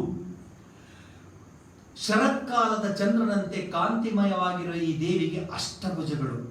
ತನ್ನ 8 ಹಸ್ತಗಳಲ್ಲಿ ಗಂಟೆ, ಶೂಲ, ಹಲಾಯುಧ, ಶಂಖ, ಮುಸಲಾಯುಧ, ಚಕ್ರ, ಧನುಸ್ಸು, ಬಾಣಗಳನ್ನು ಹಿಡಿದಿರುವಳು. ಇವಳೇ ಪಾರ್ವತಿಯ ಶರೀರ ಕೋಶದಿಂದ ಹೊರಬಂದ ದುರ್ಗಾದೇವಿ. ಕೌಶಿಕಿ ದುರ್ಗೆ ಎಂದೇ ಪ್ರಖ್ಯಾತ. ಯಥೋಚಿತ ಸ್ಥಾನದಲ್ಲಿ ಸ್ಫುರದ್ರೂಪಿ ಅಂಗಗಳನ್ನು ಹೊಂದಿರುವ ದೇವಿ ಅತಿ ಲಾವಣ್ಯವತಿ. ಶೃಂಗೇರಿಯ ಶಾರದಾಂಬೆನ ನೆನೆಸ್ಕೊಳ್ಳಿ, ಅತಿ ಲಾವಣ್ಯವತಿ. ಎಷ್ಟು ಸುಂದರವಾಗಿದ್ದಾಳೆ. ಬೆಳಗಿನ ಜಾವ ನೀವು ಅಲ್ಲಿ ಕೂತ್ಕೊಂಡ್ರೆ ಅಲ್ಲಿ ತುಂಗೆ ಹರಿತಾ ಇದ್ದಾಳೆ. ಅದರ ಕಲರವ. ಇಲ್ಲಿ ನಾನು ಬಹಳ ಹಿಂದೆ, ನಾನು ಮತ್ತು ಸ್ವಾಮಿ ಚಿದಾನಂದಜಿ ನಮಗೆ ವೇದ ಪಾಠವನ್ನು ತಿಳಿಸಿದ ಮಹಾನ್ ಗುರು. ಈಗ ಅವರು ಶಿಕಾಗೋದಲ್ಲಿದ್ದಾರೆ. ತುಂಬ ವಯಸ್ಸಾಗಿದೆ. ಆದರೂ ನಾನು ಅಮೆರಿಕಕ್ಕೆ ಹೋದಾಗೆಲ್ಲ ಅವ್ರ ಜೊತೆ ಬಹಳ ದಿವಸ ಇರ್ತೀನಿ. ಆಶ್ರಮದಲ್ಲಿ ಎದ್ದು ಅವ್ರ ಜೊತೆ ಮಾತಾಡ್ಕೊಂಡಿರ್ತೀನಿ. ನಾನು ಅವರು ಒಂದು ಸರಿ ಶೃಂಗೇರಿಗೆ ಹೋಗಿದ್ದು. ಆ ಸಂದರ್ಭದಲ್ಲಿ ಬೆಳಗಿನ ಜಾವ ಎದ್ದುಬಿಟ್ಟು ಆ ತುಂಗೆಯಲ್ಲಿ ಸ್ನಾನವನ್ನು ಮಾಡಿ ಅಲ್ಲಿ ಹಾಗೇ ಬಂದು ಶಾರದಾಂಬೆಯ ಮುಂದೆ ಕೂತ್ಕೊಂಡು ವೇದ ಪಾಠವನ್ನು ಮಾಡಿದಾಗ ಕಂಬಗಳಲ್ಲಿ ಪ್ರತಿಧ್ವನಿ ಬರ್ತಾ ಇತ್ತು. ಆ ದೇವಸ್ಥಾನವೆಲ್ಲ ವೇದಮಯವಾಗಿಬಿಟ್ಟಿತ್ತು. ದುರ್ಗಾ ಸೂಕ್ತ, ದೇವಿ ಸೂಕ್ತ, ಶ್ರೀ ಸೂಕ್ತ, ಸರಸ್ವತಿ ಸೂಕ್ತ ಎಲ್ಲ ಹೇಳ್ಕೊಂಡು ಬರ್ತಾ ಇತ್ತು. ಏನು ಅದ್ಭುತವಾಗಿತ್ತು ಆ ಸಂದರ್ಭ ಅಂದರೆ, ಇದು ಸರಸ್ವತಿಯ ಒಂದು ಏನು ಸಾತ್ವಿಕತೆಯ ಒಂದು ರೂಪ. ಯಥೋಚಿತ ಸ್ಥಾನದಲ್ಲಿ ಸ್ಫುರದ್ರೂಪಿ ಅಂಗಗಳನ್ನು ಹೊಂದಿರುವ ದೇವಿ ಅತಿ ಲಾವಣ್ಯವತೆ, ಕರ್ಮದ ನಿಯತಿಯ ಸುವ್ಯವಸ್ಥೆಯ ಮೂಲಭೂತ ಶಕ್ತಿ. ದುರ್ಗಾ ಸಪ್ತಶತಿಯಲ್ಲಿ ದೇವಿಯ ಸಾಹಸ ಗಾಥೆಗಳನ್ನು ತಿಳಿಸುವ ಭಾಗ ಅತಿ ದೊಡ್ಡದು. ಧೂಮ್ರಲೋಚನ, ಚಂಡ, ಮುಂಡ, ರಕ್ತಬೀಜ, ನಿಶುಂಭ ಮತ್ತು ಶುಂಭರು ದೇವಿಯ ನಿಗ್ರಹಿಸಿದ ದೈತ್ಯರಲ್ಲಿ ಮುಖ್ಯರು. ಅಸುರರೆಂದು ಹೆಸರಾದ ಇವರು ಮಹಾ ದುರಾಂಕಾರಿಗಳು, ವಿಷಯಲೋಲುಪರು, ದೇಹೇಂದ್ರಿಯ ಸುಖದಲ್ಲಿ ಸದಾ ಮುಳುಗಿರು ಆಗಿದ್ದರು. ಸಾಂಕೇತಿಕವಾಗಿ ಇವರನ್ನು ಅಹಂಕಾರದ ನಾನಾ ಸ್ತರಗಳಿಗೆ ಹೋಲಿಸಬಹುದು. ನಮ್ಮ ಮನಸ್ಸಲ್ಲಿ ಯುದ್ಧದೆಲ್ಲ ಲೈನಾಗಿರುತ್ತೆ. ನೋಡ್ಬೋದು ನೀವು, ಸಾತ್ವಿಕರು ನೋಡೋದೇ ಕಷ್ಟ, ಸಾತ್ವಿಕರನ್ನು ಮಾತನಾಡ್ಸೋದೇ ಕಷ್ಟ. ಮೊದಲು ನಮಸ್ಕಾರ, ಚೆನ್ನಾಗಿದ್ದೀರಾ, ಹೇಳುವಾಗಲೇ ನಂಗೆ ಭಯ ಆಗುತ್ತೆ, ಏನಪ್ಪ ಇವ್ರು ಮನುಷ್ಯನ ಯಾರು. ಮೊದಲು ನೋಡಿ, ನಮಸ್ಕಾರ, ಚೆನ್ನಾಗಿದ್ದೀರಾ, ಎಲ್ಲ ಚೆನ್ನಾಗಿದ್ದಾರ, ಮನೇಲೆಲ್ಲ ಚೆನ್ನಾಗಿದ್ದಾರ, ಮಳೆ ಬೆಳೆ ಎಲ್ಲ ಆಯಿತು. ಮೊದಲು ಭಾಳ ಹಿಂದೆ ಒಬ್ರನ್ನೊಬ್ರನ್ನ ಮೀಟ್ ಮಾಡಿದ್ವಿ. ಈಗ ಹಂಗಲ್ಲ, ಬೇರೆ ಥರ. ಅದು ನನಗೆ ನಿಮ್ಗೆ ಚೆನ್ನಾಗಿ ಗೊತ್ತಲ್ಲ, ನಾವು ಒಂದೆರಡು ಹೇಳಿದೆ ಅಷ್ಟೇ. ಈ ರೀತಿಯ ದೇವಿಯ ವಿಚಾರಗಳನ್ನು ನಿಮ್ಮ ಮುಂದೆ ಇಟ್ಟು, ಸ್ವಾಮಿ ವಿವೇಕಾನಂದರು ನಂಬಲಿಲ್ಲ ರೀ, ಜಗನ್ಮಾತೆ ನಂಬಿರಲಿಲ್ಲ. ಅದೊಂದು ದಿವಸ ವಿವೇಕಾನಂದರೇ ನರೇಂದ್ರನಾಥನ ಮನೆಯಲ್ಲಿ ಬಹಳ ಕಷ್ಟ ಬಂದ್ಬಿಡುತ್ತೆ. ನರೇಂದ್ರನಾಥ ಸ್ಕೂಲ್ ಮೇಷ್ಟ್ರಾಗಿರ್ತಾರೆ. ಸ್ವಲ್ಪ ದಿವಸ ಎಲ್ಲೂ ಕೆಲಸ ಸಿಗೋದಿಲ್ಲ, ತಂದೆ ತೀರ್ಕೊಂಡ್ಬಿಟ್ಟಿರ್ತಾರೆ. ಮನೆ ಇದ್ದದ್ದು ಮನೆಯ ವ್ಯಾಜ್ಯದಲ್ಲಿ ಕೋರ್ಟ್ ಹೊರಟೋಗಿರುತ್ತೆ, ಎಲ್ಲೂ ಏನೂ ಇಲ್ಲ, ಬಹಳ ಸಂಕಷ್ಟದಲ್ಲಿರ್ತಾರೆ ನರೇಂದ್ರನಾಥ. ಒಂದು ದಿವಸ ಬಂದು ಮೊಟ್ಟ ಮೊದಲಿಗೆ ಬ್ರಹ್ಮ ಸಮಾಜದ ಯುವಕ, ಇಷ್ಟು ವರ್ಷವಾದ ಮೇಲೆ ಶ್ರೀರಾಮಕೃಷ್ಣ ಬಂದು ಹೇಳ್ತಾನೆ, ಸ್ವಾಮಿ ನೀವು ದೇವಿ ಹತ್ರ ಮಾತಾಡ್ತಿರಲ್ಲ, ಸ್ವಲ್ಪ ಹೋಗ್ಬಿಟ್ಟು ನನಗೋಸ್ಕರ ಕೇಳಿಕೊಳ್ಳಿತ್ತು. ಶ್ರೀರಾಮಕೃಷ್ಣ ಆಶ್ಚರ್ಯವಾಗ್ಬಿಡುತ್ತೆ. ಅಯ್ಯೋ, ಇವನು ಏನದು ಆ ವಿಗ್ರಹ ಆರಾಧನೆನೇ ನಂಬ್ತಿರ್ಲಿಲ್ಲ, ಪೂಜೆನೇ ನಂಬ್ತಿರ್ಲಿಲ್ಲ, ಇವನು ಬಂದ್ಬಿಟ್ಟು ದೇವಿ ಹತ್ರ ನೀವು ಮಾತಾಡಿ ಅಂತ ಹೇಳ್ತಿದ್ದಾರೆ. ಅದಕ್ಕೆ ಶ್ರೀರಾಮಕೃಷ್ಣ ಬಹಳ ಬುದ್ಧಿವಂತರು. ಹೌದಾ, ನೋಡಿ ಎಂಥ ಕಷ್ಟದಲ್ಲಿದೆ ಅಂದರೆ ಇನ್ನೊಂದು ದಿವಸ ಅದನ್ನು ವರ್ಣಿಸ್ತೀನಿ. ಕೆಲವರು ಅದನ್ನೆಲ್ಲ ತಪ್ಪಿಸ್ಕೊಂಡು ಬೇರೆ ವಿಚಾರ ಹೇಳ್ಕೊಂಡು ಹೋಗ್ತಾರೆ. ಅಮೆರಿಕದಲ್ಲಿ ಶಿಕಾಗೋದಲ್ಲಿ ಸ್ವಾಮಿ ವಿವೇಕಾನಂದರು ಮಾತನಾಡಿದ್ದು ಇತ್ಯಾದಿ ಇತ್ಯಾದಿ ಇಲ್ಲ. ಆದರೆ ಈ ಸಂಕಷ್ಟದ ದಿವಸಗಳನ್ನು ಹೇಳೋದಕ್ಕೆ ಸ್ವಲ್ಪ ಹಿಂಜರಿತಾರೆ ಜನ. ಆದರೆ ನಾವು ಹಾಗಲ್ಲ, ಯಾಕಂದರೆ ಎಲ್ಲ ತಿಳ್ಕೋಬೇಕು. ಸ್ವಾಮಿ ವಿವೇಕಾನಂದರ ಜೀವನ, ನರೇಂದ್ರನಾಥನ ಆ ಒಂದು ಸಂದರ್ಭದಲ್ಲಿ 1884, ಚೆನ್ನಾಗಿ ಜ್ಞಾಪಕ ಇದೆ, 1884ರಲ್ಲಿ ನರೇಂದ್ರನಾಥನ ಕಷ್ಟನ ಹೇಳೋಕ್ಕಾಗಲ್ಲ. ತಾಯಿ ನೋಡಿದ್ರೆ ಕಷ್ಟದಲ್ಲಿದ್ದಾಳೆ, ತಂಗಿ ತಮ್ಮಂದರು, ಮನೆ ಇಲ್ಲ, ಮಠ ಇಲ್ಲ, ಎಲ್ಲ ಕಷ್ಟದಲ್ಲಿ ತುಂಬಿದಾಗ ವಾಪಸ್ ಬರ್ತಾನೆ. ಎಲ್ಲೂ ಕೆಲಸವೂ ಸಿಗೋದಿಲ್ಲ, ವ್ಯಾಜ್ಯದಲ್ಲಿದೆ ಮನೆ. ಆಗ ನೋಡಿ ಹೇಳ್ತಾರೆ, ಅಲ್ಲಿ ಅವರು ಇಂಗ್ಲೀಷ್ನಲ್ಲಿ ಬರೀತಾರೆ, ಅವರ ಬಟ್ಟೆ ಹಾಕೊಳ್ಳೋ ಸ್ಥಿತಿನೂ ಬಹಳ ದುಃಖವಾಗಿತ್ತಂತೆ. ಅವರ ಬಟ್ಟೆಯ ವಿಚಾರವನ್ನ ಎಕ್ಸ್ಪ್ಲೇನ್ ಮಾಡ್ತಾರೆ. ಅವರು ಎಷ್ಟು ಒಳ್ಳೆ ಬಟ್ಟೆ ಹಾಕೊಂಡು ಓಡಾಡ್ತಾ ಇದ್ರು, ಆದರೆ ಈ ಸಂಕಷ್ಟದಲ್ಲಿ ಕೋರ್ಸ್ ಕ್ಲಾತ್ ಅಂದರೆ ಒರಟು ಬಟ್ಟೆ ಹಾಕೊಂಡು ಊಟ ಆಗಿದ್ದೇ ಇದ್ರು ಆಗಿದೆ ಅಂತ ಹೇಳಿ ಕಷ್ಟಪಟ್ಕೊಂಡು ಜೀವನ ನಡೆಸ್ತಾ ಇದ್ದ ಸಂದರ್ಭ. ಆ ಸಂದರ್ಭದಲ್ಲಿ ಶ್ರೀರಾಮಕೃಷ್ಣರಿಗೆ ಹೇಳ್ತಾರೆ, ನೀವು ನರೇಂದ್ರನಾಥ್ ಹೇಳ್ತಾನೆ, ಹೋಗಿ ನೀವು ಕೇಳ್ಕೊಂಬನ್ನಿ ನನಗೆ ದೇವಿಗೋಸ್ಕರ. ಆಗ ಶ್ರೀರಾಮಕೃಷ್ಣ ಮಗು ಕಷ್ಟದಲ್ಲಿ ಬೆಂದಿದೀಯ, ನೊಂದಿದೀಯ, ಬಸವಳಿದೀಯ, ಆದ್ರಿಂದ ನೀನೇ ಹೋಗಿ ಕೇಳು. ನರೇಂದ್ರನಿಗೆ ಬೇರೆ ವಿಧಿ ಇಲ್ಲ. ಯಾವ ನರೇಂದ್ರ ಬ್ರಹ್ಮ ಸಮಾಜದ ವೇದಿಕೆಯಲ್ಲಿ ವಿಗ್ರಹ ಆರಾಧನೆ ಅದನ್ನೆಲ್ಲ ಖಂಡ ತುಂಡವಾಗಿ ಮಂಡಿಸ್ತಿದ್ನೋ, ಅದೇ ನರೇಂದ್ರನಿಗೆ ಶ್ರೀರಾಮಕೃಷ್ಣ ಹೇಳ್ತಾರೆ, ಹೋಗು ಜಗನ್ಮಾತೆ ಹತ್ರ ಪ್ರಾರ್ಥಿಸ್ಕೋ. ರಾತ್ರಿ ಆಗಿದೆ, ನರೇಂದ್ರನಾಥನಿಗೆ ದಿಕ್ಕು ತೋರ್ತಾ ಇಲ್ಲ. ಶ್ರೀರಾಮಕೃಷ್ಣ ಕೇಳಿದ್ರೆ, ಇಲ್ಲ ನೀನು ಹೋಗು, ನಾನಂತೂ ಮಾತಾಡ್ತೀನಿ, ಅದು ನನ್ನ ವಿಚಾರ ಬೇರೆ, ನೀನು ಹೋಗಿ ಕೇಳು. ಏನಂತ ಕೇಳ್ತೀಯ? ಆಸ್ತಿ ಕೊಡು, ಐಶ್ವರ್ಯ ಕೊಡು, ನನಗೆ ಸಂಪತ್ತು ಕೊಡು ಅಂತ ಕೇಳಬೇಕು. ಏನಪ್ಪ ಜ್ಞಾಪಿಸ್ಕೊ, ಆಯ್ತು ಹೋಗು. ನರೇಂದ್ರನಾಥ ಹೋಗ್ತಾನೆ. ನೀವು ಕಾಳಿ ಮಂದಿರ ನೋಡಿದವರು ನಿಮ್ಗೆ ಗೊತ್ತಿದೆ, ಅದ್ಭುತವಾಗಿದೆ ಕಾಳಿ ಮಂದಿರ. ಆ ದಿವ್ಯ ಜ್ಯೋತಿ ಪ್ರದೀಪ ಜ್ವಾಲಾಭಿ ಅಂತ ಬರುತ್ತೆ ಸೌಂದರ್ಯ ಲಹರಿನಲ್ಲಿ, ಅಂತಹ ಜ್ಯೋತಿರ್ಮಯ ಹತ್ರ ನಿಂತ್ಕೊಳ್ತಾರೆ. ಈ ಕಡೆ ಶ್ರೀರಾಮಕೃಷ್ಣರು ಅವರು ಕೊಠಡಿಯಲ್ಲಿ ಕೂತಿರ್ತಾರೆ, ಇಲ್ಲಿ ನರೇಂದ್ರನಾಥ ನಿಂತ್ಕೊಂಡಿದ್ದಾನೆ. ನಮಸ್ಕಾರ ಮಾಡಿ ಕೇಳ್ಕೊಳ್ತಾನೆ, ಅಮ್ಮ ಜ್ಞಾನ ಕೊಡು, ಭಕ್ತಿ ಕೊಡು, ವೈರಾಗ್ಯ ಕೊಡು. ಅವ್ರು ಹೇಳ್ಕೊಟ್ಟಿದ್ದು 3 ಬೇರೆ, ಇವನು ಹೇಳ್ತಿರೋದು 3 ಬೇರೆ. ವಾಪಸ್ ಬರ್ತಾನೆ. ಶ್ರೀರಾಮ್ ಕೇಳಿದ್ಯಾ ಏನಂದ್ರು ತಾಯಿ? ಕೇಳಿದೆ ತಾಯಿ. ಏನಂತ ಕೇಳಿದೆ? ಜ್ಞಾನ ಕೊಡು, ವೈರಾಗ್ಯ ಕೊಡು, ಭಕ್ತಿ ಕೊಡು. ಅಯ್ಯೋಯ್ಯೋ ಅದಲ್ಲೋ, ಸಂಪತ್ತು ಕೊಡು, ಐಶ್ವರ್ಯ ಕೊಡು.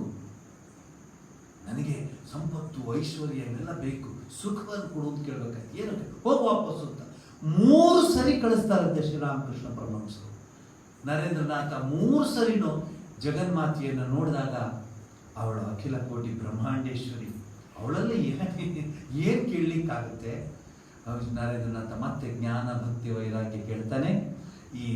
ಈ ಘಟನೆಯಿಂದ ಶ್ರೀರಾಮಕೃಷ್ಣಗೊಂದು ಸಂತೋಷವಾಗುತ್ತೆ ಅಂದರೆ, Narendra has accepted divine mother. ಅದನ್ನು ನಿಮ್ಗೆ ಹೇಳಬೇಕು ಅಂತಿದ್ದೇವೆ.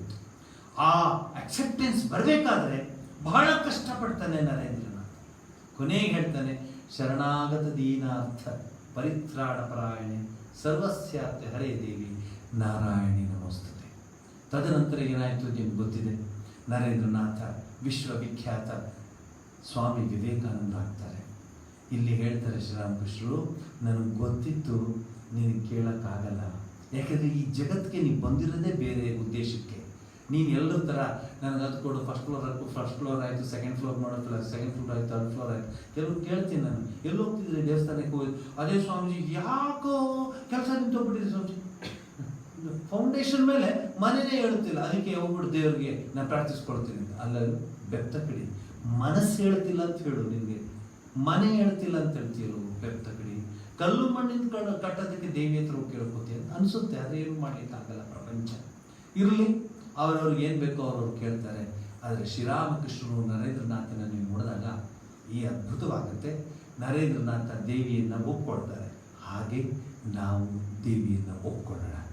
ನಮ್ಮ ಜೀವನದಲ್ಲಿ ಬೇರೆ ಯಾವ ದಾರಿಯೂ ಇಲ್ಲ, ಜಗನ್ಮಾತೆ ಒಬ್ಬಳೆ ಅಂತ ಹೇಳಿ ಅವಳಿಗೆ ಶಿರಸಾಷ್ಟಾಂಗ ನಮಸ್ಕಾರ ಮಾಡೋಣ. ದುರ್ಗೆ ಯಾರು ಅನ್ನೋದು ಒಂದು ಪರಿಚಯವನ್ನು, ಜಸ್ಟ್ ಅದರ ಜಿಸ್ಟನ್ನು ನಿಮ್ಗೆ ಹೇಳಿದ್ದೀನಿ. ದುರ್ಗಾ ಅನ್ನೋದು ಎಕ್ಸ್ಪ್ಲೈನ್ ಮಾಡಲಿಕ್ಕೆ ಆಗೋದಿಲ್ಲ, ಪ್ರಯತ್ನ ಪಡ್ಬೋದು. ಅಂತಹ ಮಹಾದುರ್ಗ, ಮಹಾಮಾಯೆ, ಅವಳನ್ನು ಕೇವಲ ಒಂದು 40 ನಿಮಿಷದಲ್ಲಿ ವಿವರಿಸೋದಕ್ಕೆ ಅಂದರೆ ಕಷ್ಟ. ಆದರೆ ಪ್ರಯತ್ನ ಪಟ್ಟಿದ್ದೀನಿ. ಯಾಕೆಂದರೆ ನಾನು ಸಹ ದೇವಿಯ ತಾಯಿಯ ಮಗುವಾಗಿ ಪ್ರಾರ್ಥಿಸ್ತಾ ಇದ್ದೆ. ಭಕ್ತನಾಗೋಕ್ಕೂ ಆಗೋದಿಲ್ಲ, ನಮಗೆ ಏನಿಲ್ಲ ನಮ್ಮಲ್ಲಿ. ನ ಜಾನಾಮಿ ಪೂಜಾ ಗತಿಸ್ತೋಂ ತ್ವಮೇಕಾ ಭವಾನಿ ಅಂತ ಶಂಕರ ಭಗವತ್ಪಾದಾಚಾರ್ಯ ಹೇಳಿದಂಗೆ ಅವಳಲ್ಲಿ ಪ್ರಾರ್ಥಿಸ್ಕೊಳ್ಳು ಅಂತ ಹೇಳಿ ಇಲ್ಲಿಗೆ ಮಂಗಳವನ್ನು ಹೇಳ್ತೇವೆ. ಯಾ ದೇವಿ ಸರ್ವಭೂತೇಷು ಮಾತೃರೂಪೇಣ ಸಂಸ್ಥಿತ ನಮಸ್ತಸ್ಯೈ ನಮಸ್ತಸ್ಯೈ ನಮಸ್ತಸ್ಯೈ ನಮೋ ನಮಃ. ಯಾ ದೇವಿ ಸರ್ವಭೂತೇಷು ಶಕ್ತಿ ರೂಪೇಣ ಸಂಸ್ಥಿತ ನಮಸ್ತಸ್ಯೈ ನಮಸ್ತಸ್ಯೈ ನಮಸ್ತಸ್ಯೈ ನಮೋ ನಮಃ. ಯಾ ದೇವಿ ಸರ್ವಭೂತೇಷು ದಯಾರೂಪೇಣ ಸಂಸ್ಥಿತ ನಮಸ್ತಸ್ಯೈ ನಮಸ್ತಸ್ಯೈ ನಮಸ್ತಸ್ಯೈ ನಮೋ ನಮಃ.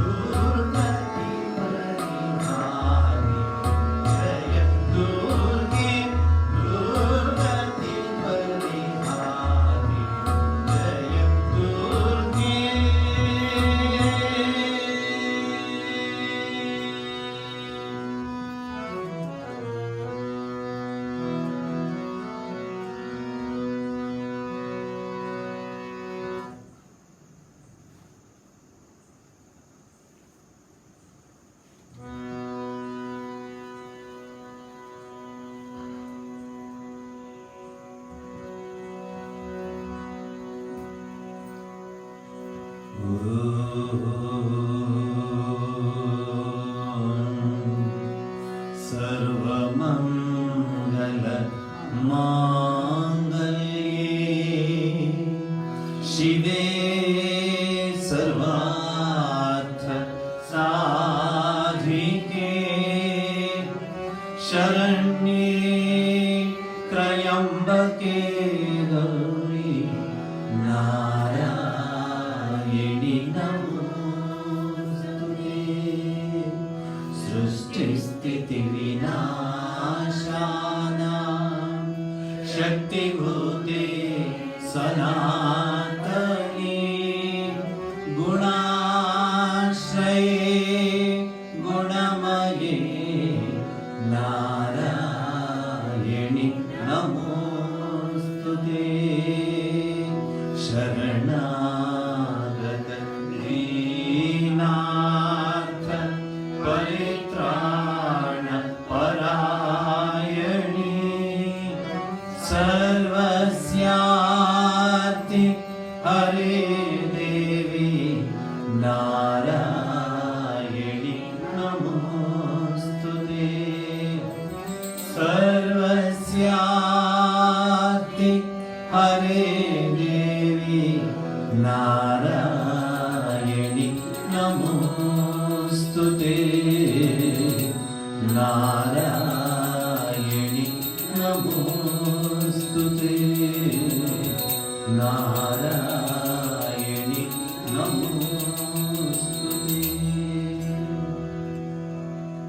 ಆತ್ಮೀಯರೇ, ನಾಳೆ ವಿಜಯದಶಮಿ ಆದ್ದರಿಂದ ವಿಶೇಷವಾದ ಕಾರ್ಯಕ್ರಮ ಇರುತ್ತೆ. ಸಾಯಂಕಾಲ 5:30ರಿಂದ ದೇವಿ ನಾಮ ಸಂಕೀರ್ತನೆ ಹಾಗೂ ದೇವಿಗೆ ಸಾಯಂ ಆರತಿಯನ್ನು ಮಾಡಿ ಬೀಳ್ಕೊಡೋಣ. ಅವಳಿಗೆ ಜಗನ್ಮಾತೆ ಮತ್ತೆ ಅವಳ ಸ್ಥಾನಕ್ಕೆ ಹೋಗ್ತಾಳೆ. ಅಲ್ಲಿಂದನೇ ನಮಗೆ ರಕ್ಷಣೆ ನೀಡ್ತಾಳೆ, ನಮ್ಮನ್ನೆಲ್ಲ ಕಾಪಾಡ್ತಾಳೆ. ದೇವಿ ಆ ಪರಮಾತ್ಮನ ಪರಮೇಶ್ವರನ ಆ ಸ್ಥಾನದಿಂದ ಬರ್ತಾಳೆ. ಈ ದಸರೆಯಲ್ಲಿ ನಮ್ಮ ಜೊತೆ ಇರ್ತಾಳೆ, ಮತ್ತೆ ಅವಳ ಸ್ಥಾನಕ್ಕೆ ಹೋಗ್ತಾಳೆ. ಆದರೆ ನಮ್ಮ ಹೃದಯದಲ್ಲಿ ಅವಳು ಸದಾ ವಿರಾಜಮಾನ ಆಗಿರ್ತಾಳೆ ಅಂತ ನಾವು ಮನಸ್ಸಲ್ಲಿ ಇಟ್ಕೊಂಡು, ನಾಳೆ ವಿಜಯದಶಮಿ ನಮ್ಮ ನಿಮ್ಮಲ್ಲಿ ಒಂದು ರೀತಿಯ ಬಾಂಧವ್ಯ, ಪ್ರೀತಿ, ವಾತ್ಸಲ್ಯ, ಭಕ್ತಿಯ ಆ ಒಂದು ಸಂಚಲನ ಮೂಡೋದಕ್ಕೆ ನಮ್ಮ ಹಿಂದಿನ ಸಂಪ್ರದಾಯದಲ್ಲಿ ಶಮಿ ಪತ್ರೆಯನ್ನು ಕೊಟ್ಟು ಮಂತ್ರವನ್ನು ಹೇಳಿ ನಮ್ಮ ನಿಮ್ಮ ಆ ವಿಶ್ವಾಸ ಶ್ವಾಸ ಇರೋರಿಗೆ ಇರಲಿ ಅಂತ ಹೇಳ್ತಾರೆ. ಅಂಥ ಒಂದು ಪವಿತ್ರವಾದ ದಿವಸ ನಾಳೆ 5:30ಗೆ ವಿಶೇಷವಾದ ದೇವಿ ನಾಮ ಸಂಕೀರ್ತನೆ ಇರುತ್ತೆ. ಜೈ ಶ್ರೀ ದುರ್ಗಾ ಮಾಯಿ ಕಿ ಜೈ, ಶ್ರೀ ಚಾಮುಂಡೇಶ್ವರಿ ಮಾಯಿ ಕಿ ಜೈ, ಶ್ರೀ ಭವತಾರಿಣಿ ಮಾಯಿ